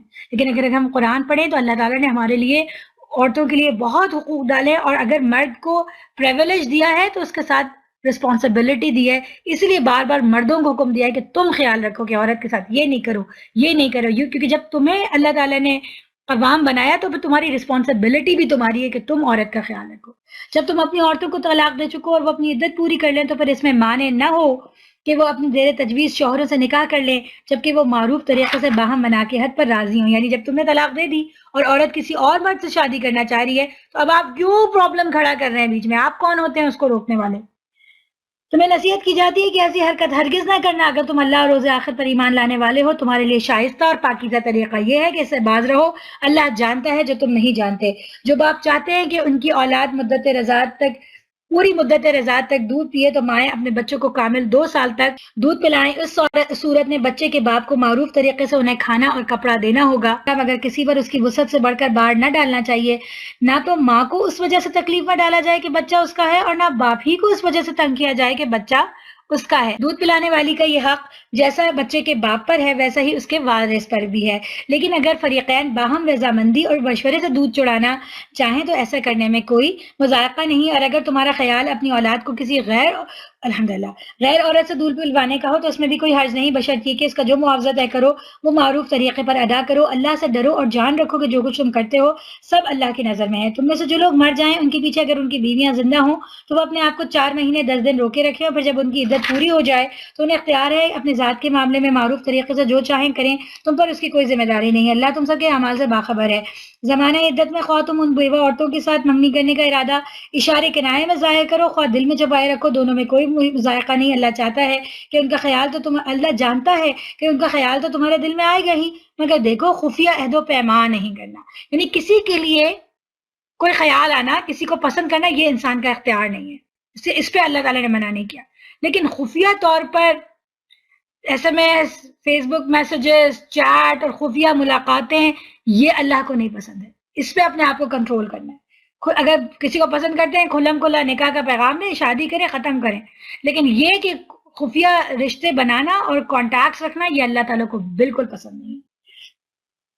اگر کوئی بات کرنی ہے تو معروف طریقے سے کرو اور عقد نکاح باندھنے کا فیصلہ اس وقت تک نہ کرو جب تک کہ عدت پوری نہ ہو جائے. خوب سمجھ لو کہ اللہ تمہارے دلوں کا حال تک جانتا ہے لہٰذا اس سے ڈرو اور یہ بھی جان لو کہ اللہ بردبار ہے چھوٹی چھوٹی باتوں سے درگزر فرماتا ہے. تم پر کچھ گناہ نہیں ہے اگر اپنی عورتوں کو طلاق دے دو قبل اس کے ہاتھ لگانے کی نوبت آئے یا مہر مقرر ہو. یعنی کہ نکاح ہو گیا لیکن رخصت ہی نہیں ہوئی اور اس سے پہلے کچھ ایسا واقعہ ہو جائے کہ طلاق دینی پڑ گئی.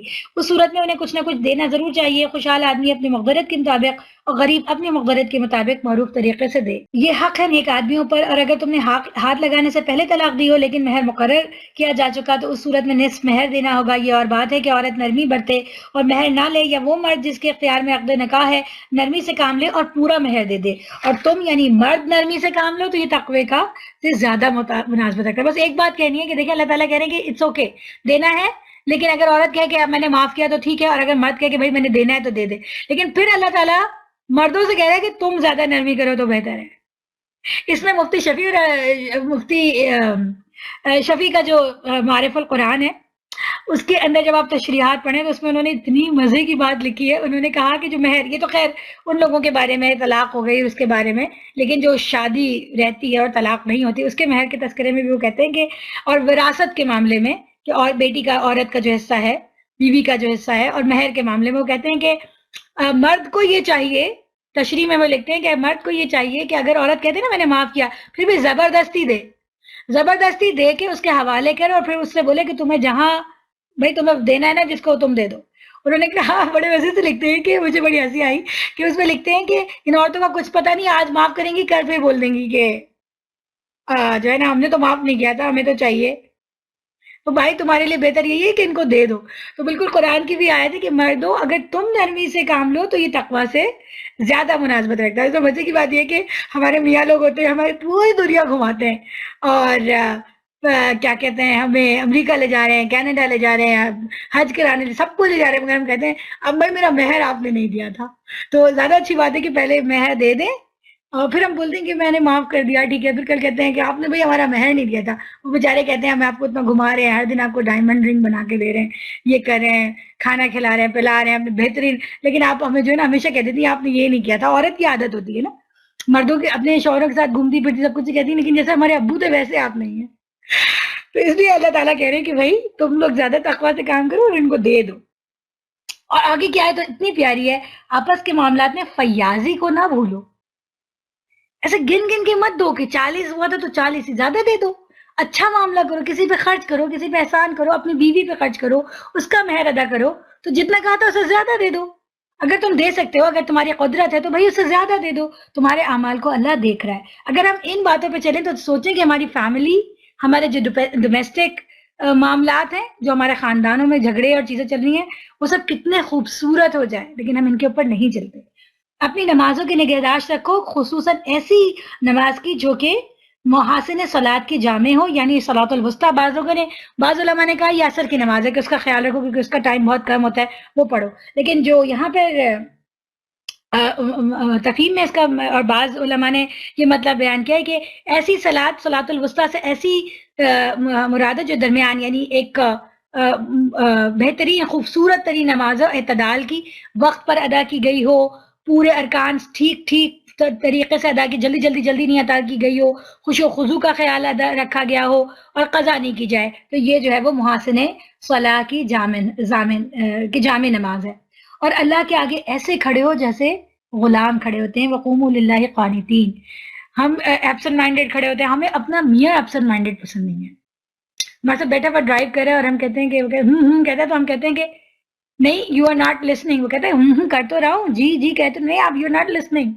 تو ہمیں اپنے میاں کا ایبسنٹ مائنڈیڈ ہونا پسند نہیں ہوتا. ہمیں اپنے بچوں کا ایبسنٹ مائنڈیڈ ہونا پسند نہیں ہوتا. ہمیں اپنی فرینڈس کا ایبسنٹ مائنڈیڈ ہونا پسند نہیں ہوتا.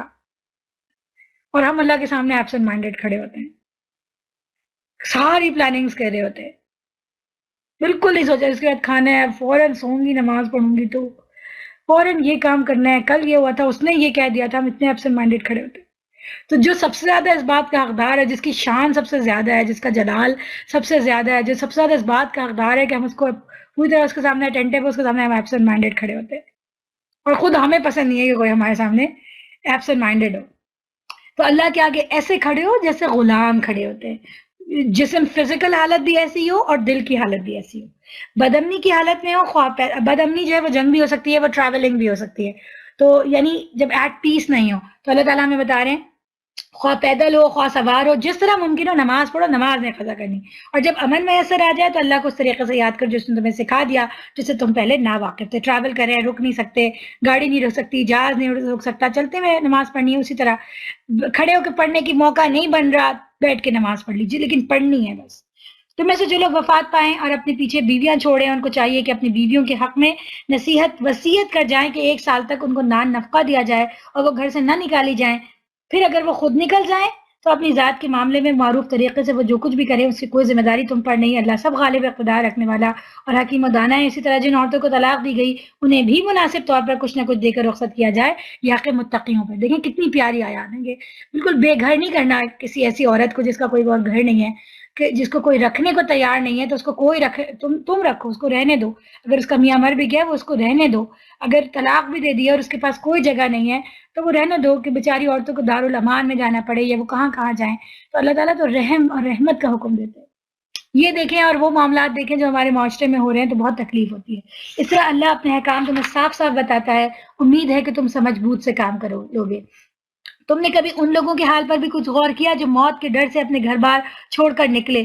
ہزاروں کی تعداد میں تھے. اللہ نے ان سے فرمایا مر جاؤ، پھر اس نے ان کو دوبارہ زندگی بخشی. یہ دوبارہ بنی اسرائیل کے واقع خروج کی طرف اشارہ ہے، جو کہ فرعون کے ایجپٹ سے نکلے اور انہوں نے نہر سوئز کراس کی تو پھر دوبارہ سے بنی اسرائیل تک پہنچے.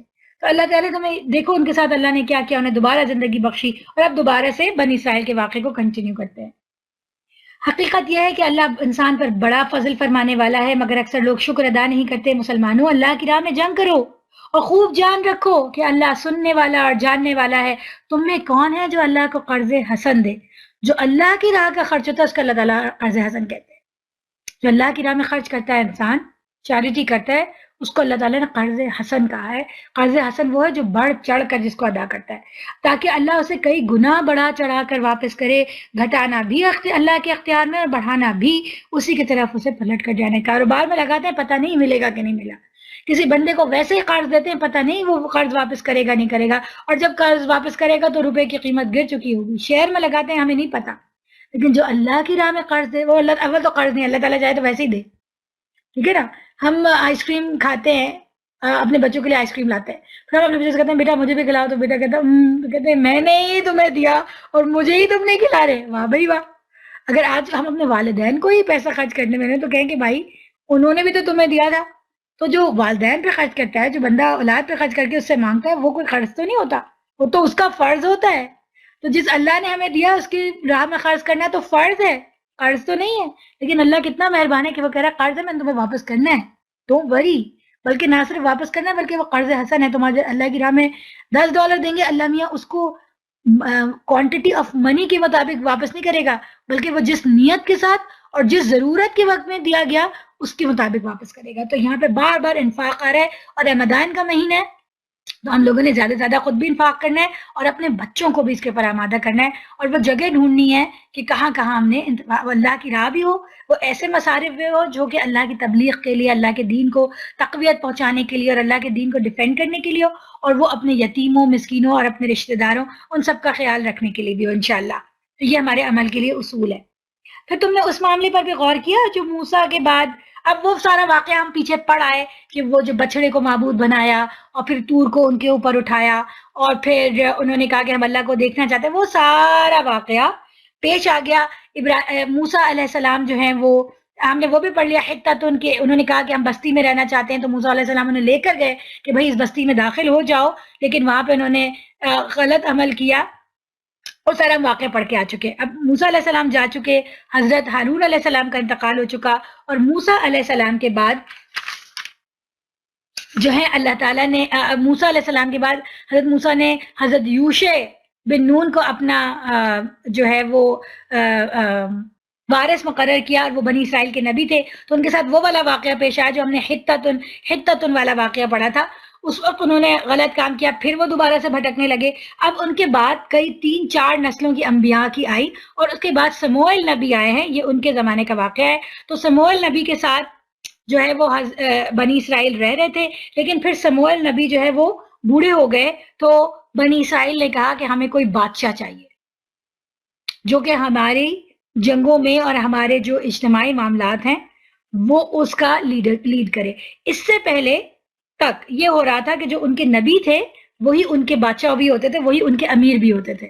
ٹھیک ہے، تو حضرت سموئیل نبی تک یہ ہوا کہ نبی ہی بادشاہ تھے، لیکن اب وہ کہنے کہ نہیں ہمیں بادشاہ کوئی ایسا دیں جو کہ دنیاوی معاملات کو سمجھنے والا ہو. تو یہ اس واقعے کی طرف اشارہ ہے.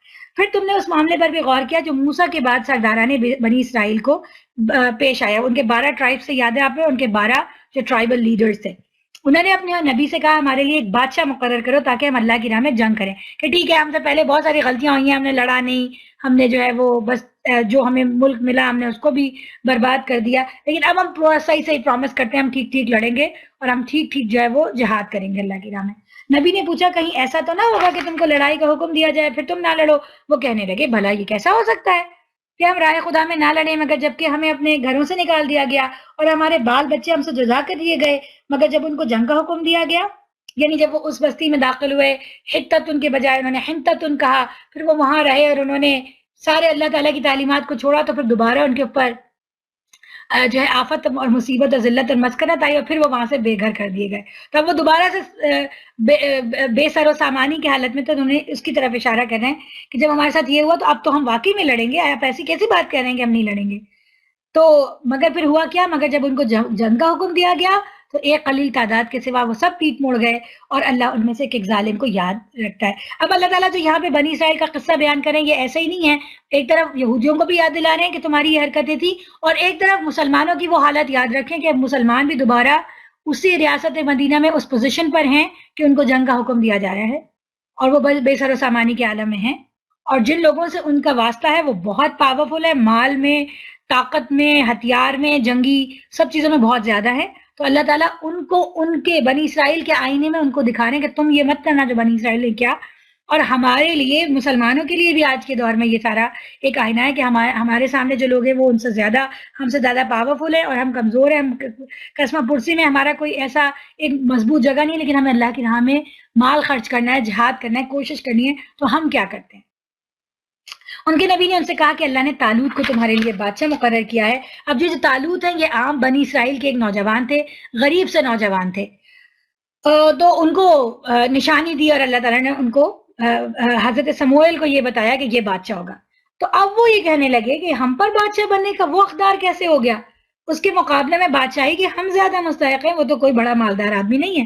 یہاں پہ ان کی ایک اور کرپٹ ذہنیت واضح ہوئی کہ حضرت سموئیل یعنی ایک نبی کے ہوتے ہوئے اگر انہوں نے کوئی اور بادشاہ مانگا تھا تو اس سے ان کا مقصد لڑنا جھگڑنا نہیں تھا، اللہ کی راہ میں جہاد کرنا نہیں تھا، بلکہ ان سب کے دل کے اندر بادشاہت کی جو خواہش ہے نا وہ پرورش پا رہی تھی. چونکہ 12 سردار تھے اور وہ 12 سرداروں میں سے ہر ایک یہ چاہتا تھا کہ ہم میں سے کوئی ایک بادشاہ بن جائے. جزاک اللہ خیر. 12 سرداروں میں سے ہر ایک یہ چاہتا تھا کہ ہم میں سے جو ہے نا کوئی بادشاہ بن جائے. اس لیے جب انہوں نے حضرت سموئیل سے کہا کہ کسی کو بادشاہ بنایا جائے تو اصل میں وہ چاہ رہے تھے کہ ہم میں سے 12 میں سے کسی ایک کو وہ بادشاہ بنا لیں، ورنہ بادشاہ تو تھے نا ان کے لیے سموئیل. تو یہ جو ان کی حوث چھپ چھپ کے سینوں میں بنا لیتی ہے تصویریں، ان کی جو حوث تھی جو چھپا ہوا ایک بت تھا، اللہ تعالیٰ نے اس کو ایسا نکالا کہ ٹھیک ہے بادشاہ مل گیا، لیکن بادشاہ ایک ایسے شخص کو بنایا جو سردار نہیں تھا بلکہ وہ ایک غریب آدمی تھا. تو انہوں نے فوراً کہہ دیا کہ یہ تو کوئی بڑا مالدار آدمی نہیں ہے. تو نبی نے جواب دیا اللہ نے تمہارے مقابلے میں اسی کو منتخب کیا، اور 2 وجوہات کی بنیاد پہ اللہ نے منتخب کیا. سرداری اور نسل در نسل جو سرداری ملتی ہے اس کی بنیاد پر نہیں، بلکہ 2 بنیاد پہ، ایک تو دماغی طور پر اور دوسرا جسمانی طور پر. دونوں قسم کی اہلیتیں فراوانی کے ساتھ عطا فرمائیں، اور اللہ کو اختیار ہے کہ اپنا ملک جسے چاہے دے. اللہ بڑی وسعت رکھتا ہے اور سب کچھ اس کے علم ہے. تم نے خود کہا تھا کہ تمہیں اللہ کی راہ میں جہاد کرنے کے لیے اپنا لیڈر چاہیے. تو اللہ کی راہ میں جہاد کرنے کے لیے اور اللہ کے کاروبار سلطنت کو چلانے کے لیے 2 چیزیں چاہیے. ایک تو بندہ فزیکلی اتنا اسٹرانگ ہو کہ وہ لڑ سکے، اور دوسری بات ہے وہ اس کی اتنا انٹیلیجنٹ ہو کہ وہ جنگ کی اور معاملات سلطنت کو چلانے کے لیے تدبیر کر سکے. تو یہ دونوں چیزیں اس نوجوان کے پاس ہیں. تو اگر تم دنیا میں وہ کیا ہے بندوں کو گنا کرتے ہیں، تولا نہیں کرتے، اگر تم صحیح طور پہ کسی قابل بندے کو اس کا سی وی چیک کرو تو یہ بندہ ہے جو اس کا زیادہ حقدار ہے، تم میں سے کوئی نہیں ہے. اس کے ساتھ ان کے نبی نے ان کو یہ بھی بتایا الحمدللہ یہ آ گیا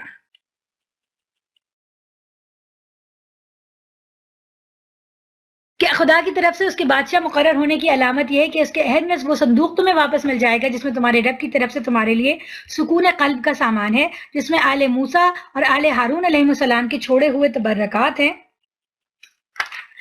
اور جس کو اس وقت فرشتے سنبھالے ہوئے ہیں. اگر تم مومن ہو تو تمہارے لیے بہت بڑی نشانی ہے. حضرت موسیٰ علیہ السلام کا جب انتقال ہوا اور حضرت ہارون علیہ السلام کا، تو انہوں نے ایک صندوق کے اندر ان کے جو تبرکات تھے وہ انہوں نے محفوظ کر لیے تھے. جیسے بعض چیزوں میں آتا ہے کہ حضرت موسیٰ علیہ السلام کا وہ عصا تھا جس کو انہوں نے مارا تھا اور سمندر پھٹ گیا تھا، اس میں وہ کچھ من اور سلوہ رکھا ہوا تھا. حضرت موسیٰ علیہ السلام کی کچھ اور چیزیں تھیں، اور وہ تورات کی وہ تختیاں تھیں جن کے اوپر اللہ تعالیٰ نے وہ آیات لکھی تھی. اسٹون کے جو راکس تھے وہ تھے. تو جب تک وہ ان کے پاس تھی تو ان کو لگتا تھا کہ جب تک یہ ہمارے، اس کو تابوت سکینہ کا ہے، ان میں ان کی سیٹسفیکشن کا سامان تھا کہ جب تک یہ ہمارے پاس رہے گا تو ہمیں کہتے ہیں نا ایک سپورٹ رہتی ہے. آج کے زمانے میں آپ دیکھیں فلیگز ہوتے ہیں، آج کے زمانے میں سمبلز ہوتے ہیں جو تقویت پہنچاتے ہیں، جس سے انسان کہتا ہے کہ یہ میرے پاس ہے تو اسٹرینتھ ملے گی. تو وہ ان کو لگتا تھا کہ یہ وہ چیزیں جو ہمیں تقویت پہنچاتی ہیں. لیکن جو کچھ انہوں نے بدعمالیاں کی اس کے نتیجے میں نہ صرف ان کے پاس سے ہاتھ سے ملک گیا، ان کے ہاتھ سے اقتدار گیا، وہ گھر بے سر و سامان ہوئے، بلکہ وہ تابوت بھی ان سے کھو گیا. تو ان کے نبی نے ان کو کہا کہ ایک میریکلسلی وہ تابوت تمہیں واپس مل جائے گا. اور ہوا یہ کہ جیسے ہی طالوت بادشاہ بنے تو وہ تابوت انہیں واپس مل گیا، واقعی میں واپس مل گیا. تو اس طرح ان سب کے منہ بند ہو گئے کہ واقعی یہ جو بادشاہ یہ اللہ نے ہی مقرر کیا ہے. پھر جب طالوت لشکر لے کر چلا تو اس نے کہا ایک دریا پر اللہ کی طرف سے آزمائش ہونے والی ہے، جو اس کا پانی پیے گا وہ میرا ساتھی نہیں ہے، میرا ساتھی وہ ہے جو اس سے پیاس نہ بجھائے. ہاں ایک آدھ چلو کوئی پی لے تو پی لے، مگر ایک گروہ قلیل کے سوا وہ سب اس دریا سے سراب ہو گئے. اب ان کی ایک آزمائش ہے جیسے آدم علیہ السلام کی آزمائش آئی تھی کہ درخت کو کے قریب مت جانا. تو ان کی آزمائش یہ آئی کہ تم جو ہے جنگ کے لیے جا رہے ہو تو بھائی تھوڑا تھوڑا پینا، کیونکہ آپ کو پتہ ہے جب ہم پیٹ بھر کے کھاتے تو پھر غنودگی طاری ہوتی، پھر انسان کے اندر ہمت نہیں رہتی.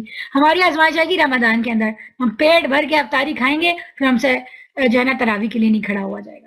جب ہم اتنی ٹائم لگا کے افطاریاں تیار کریں گے، 2 گھنٹے تک دہی بڑے پکوڑے اور یہاں سے لے کے وہاں تک 1000 چیزیں ہیں، تو پھر ہم نماز کے لیے کھڑے ہونے کی عورتوں میں ہمت نہیں ہوتی، کیونکہ پھر ان کو اتنے سارے برتن بھی دھونے ہوتے ہیں، کچن بھی صاف کرنا ہوتا ہے، سب کچھ کرنا ہوتا ہے.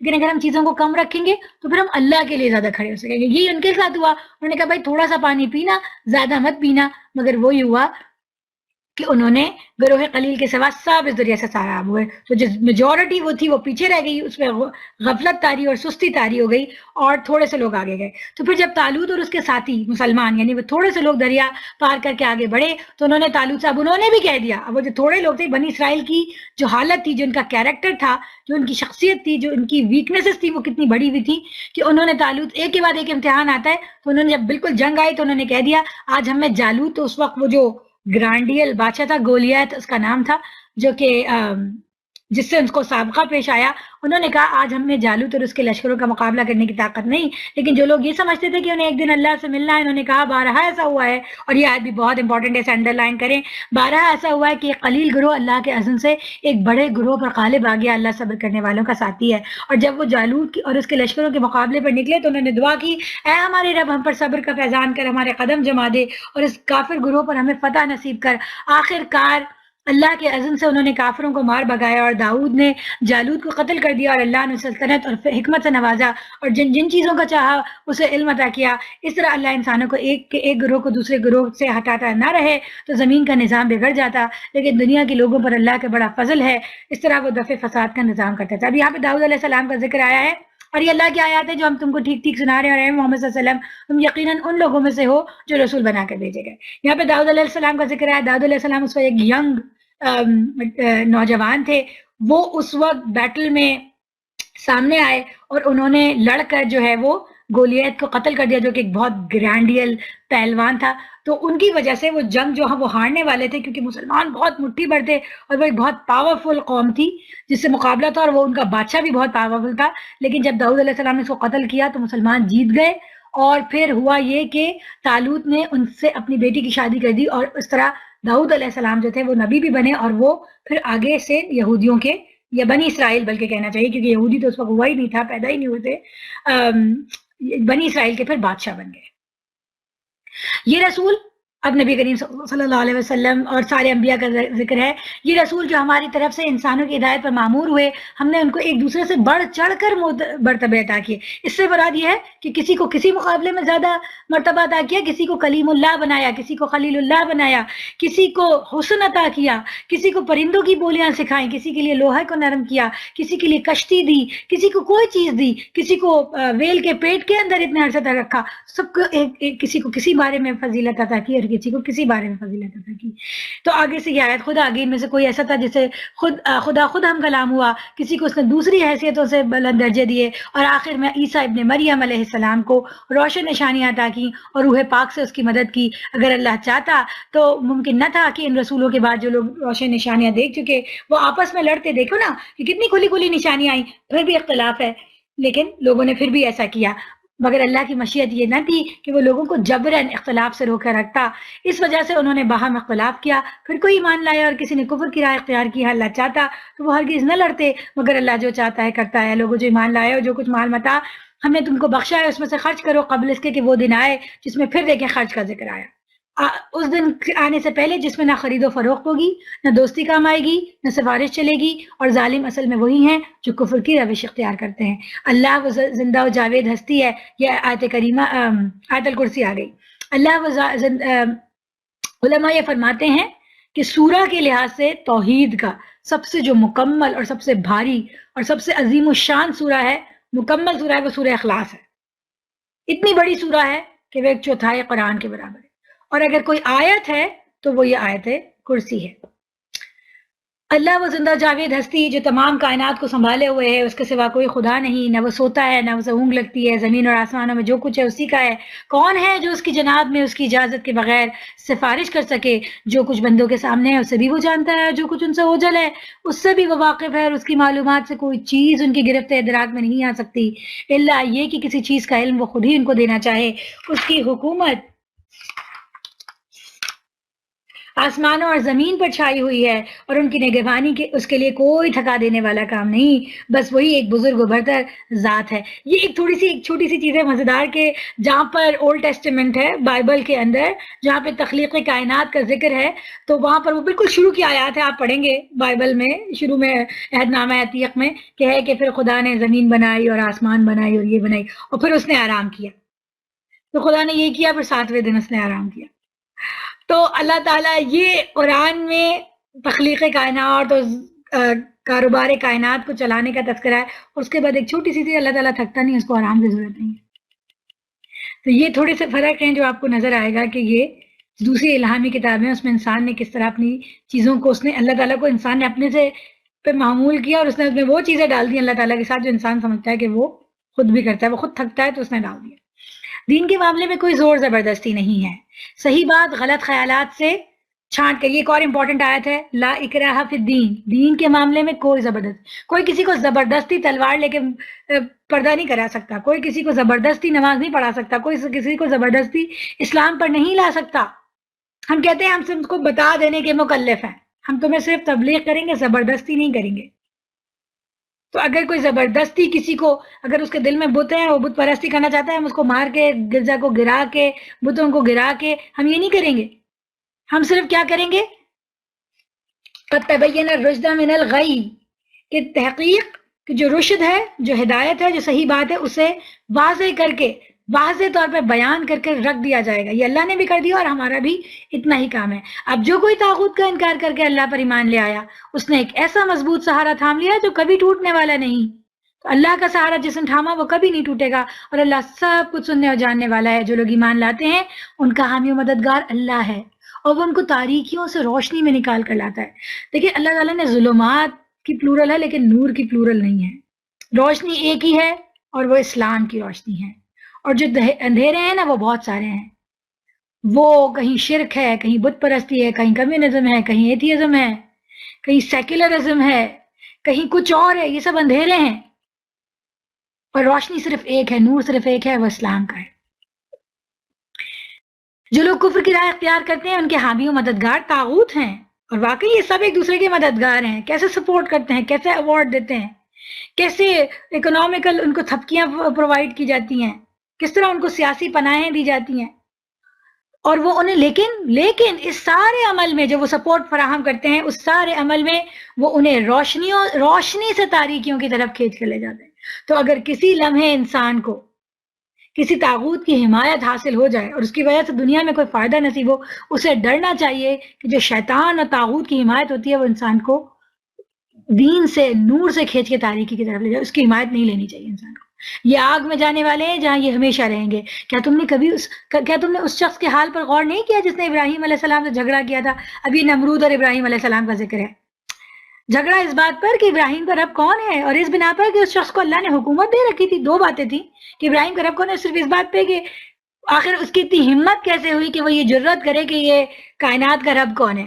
اس بات پہ وہ صرف اس بات پہ کہ اس کو غرہ تھا. غرہ غرور کو کہتے ہیں، اور غرور سے مراد دھوکہ ہوتا ہے. صرف اس کو اس لیے اس بات کی اتنی جرت ہوئی، اس بات کا دھوکہ اس لیے ہوا کیونکہ اللہ نے اس کو دنیا میں ایک چھوٹی سی حکومت دے دی تھی. یاد رکھیے گا کہ نمرود جو ہے یہ بیبلیون جو ہے اس کے بادشاہوں کا لقب تھا، اور دنیا میں جتنا پیگنزم پھیلا ہے اس میں مائٹیسٹ رولرز یہ لوگ گزرے ہیں جو نمرود تھے.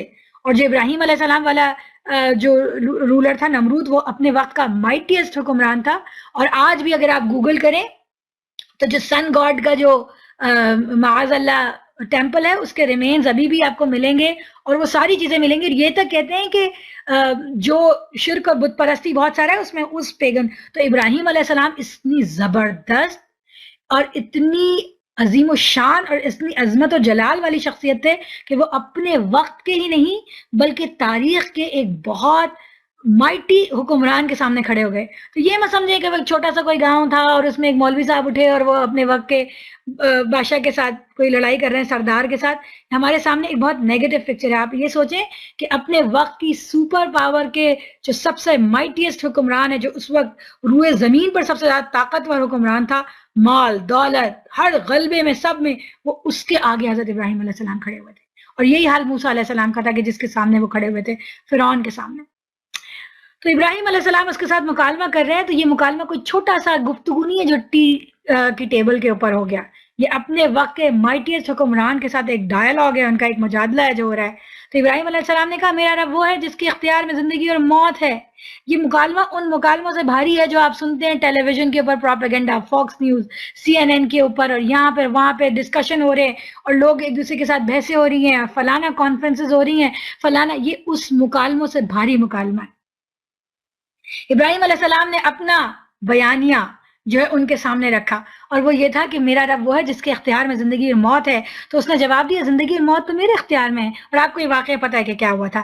ابراہیم علیہ السلام نے کہا اچھا اللہ سورج کو مشرق سے نکالتا ہے تو ذرا اسے مغرب سے نکال کر لا. یہ سن کر وہ منکر حق ششدر رہ گیا، مگر اللہ ظالموں کو راست نہیں دکھایا کرتا.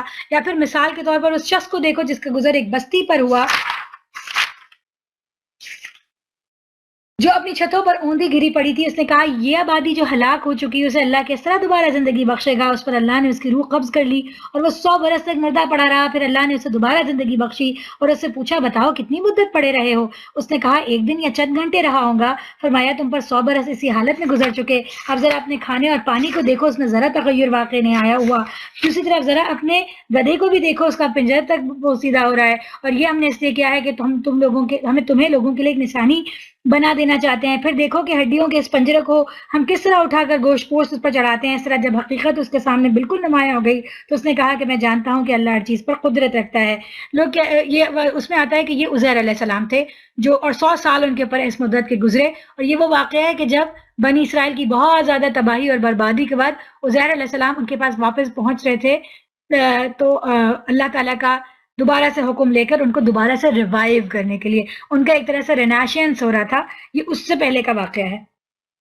اور وہ واقعہ بھی پیش نظر رکھے جب ابراہیم علیہ السلام نے کہا تھا کہ میرے مالک مجھے دکھا دے کہ تم مردوں کو کیسے زندہ کرتا ہے. فرمایا کیا تو ایمان نہیں رکھتا؟ اس نے عرض کیا ایمان تو رکھتا ہوں مگر دل کا اطمینان درکار ہے. فرمایا اچھا تو 4 پرندے لے اور ان کو اپنے سے مانوس کر لے، پھر ان کا ایک ایک جزء ایک پہاڑ پر رکھ دے، پھر ان کو پکار، وہ تیرے پاس دوڑے چلے آئیں گے. خوب جان لے کہ اللہ نہایت با اقتدار اور رحیم ہے، با اختیار اور حکیم ہے. تو یہ 2 سوالات، پھر وہی والی بات جو وہاں پہ بنی اسرائیل کے سوالات تھے، بالکل اس طرح تعالیٰ یہاں پہ مثال دی. 2 طرح کے سوالات ہیں. ایک وہ سوال ہے جو نمرود نے کیا، اور ایک وہ سوال عام ہے جو اللہ کے نبی کرتے رہے.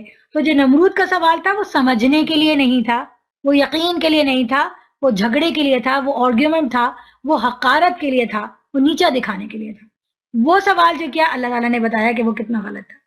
لیکن ایک وہ سوال ہے جو اللہ کے نبی کر رہے ہیں، وہ جھگڑنے کے لیے نہیں کر رہے، وہ آرگیومنٹ نہیں کر رہے، وہ کہہ رہے ہیں اللہ تعالیٰ ہم سمجھنا چاہتے ہیں، ہم یقین حاصل کرنا چاہتے ہیں. تو اللہ تعالیٰ پھر واقعی ان کو پھر معجزہ دکھاتے ہیں. تو ہمیں بھی یہ ہمارے لیے اس میں بہت سبق ہے. ہمارے لیے بھی بہت سے دفعہ آتا ہے اللہ تعالیٰ مجھے آیت سمجھ میں نہیں آ رہی، مجھے نہیں سمجھ آتا آپ نے کیوں پردے کا حکم دیا، مجھے سمجھ میں نہیں آتا کہ آپ نے یہ کیوں دیا، آپ نے کیوں منع کیا کہ یہ کیوں کرو، آپ نے کیوں کہا کہ بھائی سود نہیں لو. اللہ تعالیٰ بڑی مشکل ہو رہی ہے، یہاں پہ گھر نہیں مل رہے بغیر سود کے. ایسا ہوتا ہے، ہمارے ذہن میں بھی سوال آتے ہیں. لیکن وہ جو سوال ہیں وہ 2 ہیں کہ اللہ تعالیٰ مجھے تو اطمینان دے دے، اللہ تعالیٰ تو مجھے اس میں کوئی راستہ دکھا دے، اللہ تعالیٰ تو مجھے اس میں کوئی حل دے دے. اور ایک سوال یہ کہ کہیں کہ بھائی کیوں، بھائی آخر کیوں، ہمیں کیوں نہیں ہے، باقیوں کو دیکھو ان کو کتنے فائدے ہو رہے ہیں، میں ہی کیوں کرتا رہوں. تو یہ دونوں چیزوں کے اندر فرق ہے. یہ دونوں سوالات میں، یہ دونوں الجھنوں میں جو ہمارے اندر اٹھتے ہیں، دونوں میں فرق ہے. ایک وہ ہے جو شیطانی ہے، جو اللہ سے دور کرتی ہے، اسے شکوہ سکھاتی ہے، غصہ سکھاتی ہے، دین سے دور کرتی ہے. اور دوسرا وہ چیز ہے جو اللہ سے اور قریب کرتی ہے، جو اللہ سے اور دعائیں مانگنا سکھاتی ہے. جو لوگ اپنے مال اللہ کی راہ میں صرف کرتے ہیں ان کے پھر خرچ کے ذکر ہے، بہت پیاری تمثیل ہے. جو لوگ اپنے مال اللہ کی راہ میں صرف کرتے ہیں ان کے خرچ کی مثال ایسی ہے جیسے ایک دانہ بویا جائے، اس سے 7 بالیں نکلیں، ہر بال میں 100 دانے ہوں. اس طرح اللہ جس کے عمل کو چاہتا ہے افزونی عطا فرماتا ہے، وہ فراغ دست بھی ہے اور علیم بھی. جو لوگ اپنے مال اللہ کی راہ میں خرچ کرتے ہیں، اور پھر یہ تو خرچ ہے، اور خرچ کا بتا دیا، ایک دانہ اسے 100 بالیں، اور ہر 7 بالیں اور ہر میں 100 دانے، یعنی 7 دانے ملے. لیکن ایک بات اور امپورٹنٹ ہے، جو لوگ اپنے مال اللہ کی راہ میں خرچ کرتے ہیں اور خرچ کر کے پھر احسان نہیں جتاتے. اللہ کی راہ میں خرچ اتنی بڑی نیکی ہے، اس کا اتنا اجر ہے، لیکن یاد رکھو کہ اس نیکی کو برباد کرنے والی ایک چیز ہے، اور وہ یہ ہے خرچ کر کے احسان جتانا. تو جو خرچ کر کے احسان نہیں جتاتے اور دکھ نہیں دیتے، ان کا اجر ان کے رب کے پاس ہے. تو اس نیکی کو برباد مت کرو احسان جتا کر اور لوگوں کو دکھ دے کر، ان کے لیے کسی رنج اور خوف کا موقع نہیں. ہم خرچ کرتے ہیں اور پھر ہم جب کسی پہ احسان کرتے ہیں پھر ہم یاد دلاتے ہیں ہمارے ٹکڑوں پہ بلے بڑے تھے، آج ہم ہی کو سلام نہیں کر رہے. اتنے اتنے سے تھے کہ جب جب آئے ہمارے گھر آئے، ہم نے ان کو سپورٹ کی، ان کو جابیں دلائیں، ان کو فلانا کیا، ان کو آج ہمارے ساتھ ہی ہم ہی کو نہیں کارڈ دے کے بلایا. اور وقتاً فوقتاً یہ احسان دلانا، یہ جتانا کہ ہم نے ان کے ساتھ کتنا اچھا کیا تھا. چونکہ ہم نے تمہارے اوپر احسان کیا ہے، ماسی کو پیسے دیے یا کسی غریب رشتہ دار کو، تو اب وہ ہمارے ساتھ اچھا کرے. بالکل اسی طرح اگر ہم اللہ کی راہ میں خرچ کرتے ہیں، مسجد کو 10 روپے دیتے ہیں، تو ہم کہتے ہیں کہ بھائی اب مسجد یہ کیوں نہیں کر رہی. اب کسی اسلامک آرگنائزیشن کو پیسے دیتے ہیں، پھر ہم کہتے ہیں پیسے تو ہم نے دیے تھے اور اب ہمیں یہاں پیچھے جوتوں کے پاس بیٹھنا پڑ رہا ہے. تو یہ جو احسان جتانا ہے، یہ اس کو ضائع کر دیتا ہے چیریٹی کو. اس کے برعکس اللہ تعالیٰ کہہ رہے ہیں اس ایسی خیرات، اس سے بڑھ کر تو کیا اچھا ہے، ایک میٹھا بول اور کسی ناگوار بات پر ذرا سی چشم پوشی اس خیرات سے بہتر ہے جس کے پیچھے دکھ ہو. تو ایک تو خیرات سے بہتر، اور دوسری بات یہ کہ فرض کریں کبھی کبھار ہم پیسہ نہیں پاتے اللہ کی راہ میں خرچ کرنے کا، تو وہ چیز بھی صدقہ ہے کہ کسی کی کوئی تکلیف تھی اور آپ نے کوئی ایسی پیاری بات کر دی کہ اس کا دل، وہ اس سے بہتر ہے. اور یہ جو میٹھا بول ہے یہ ہم کبھی بھی بول سکتے ہیں. یہاں پہ ختم کرتے ہیں. وآخر دعوانا الحمدللہ رب العالمین. ربنا تقبل منا انك انت السميع العليم وتب علينا انك انت التواب الرحيم. صلی اللہ تعالی علی خیر خلق محمد وآلہ وصحبہ اجمعین برحمتک یا ارحم الراحمین. آمین.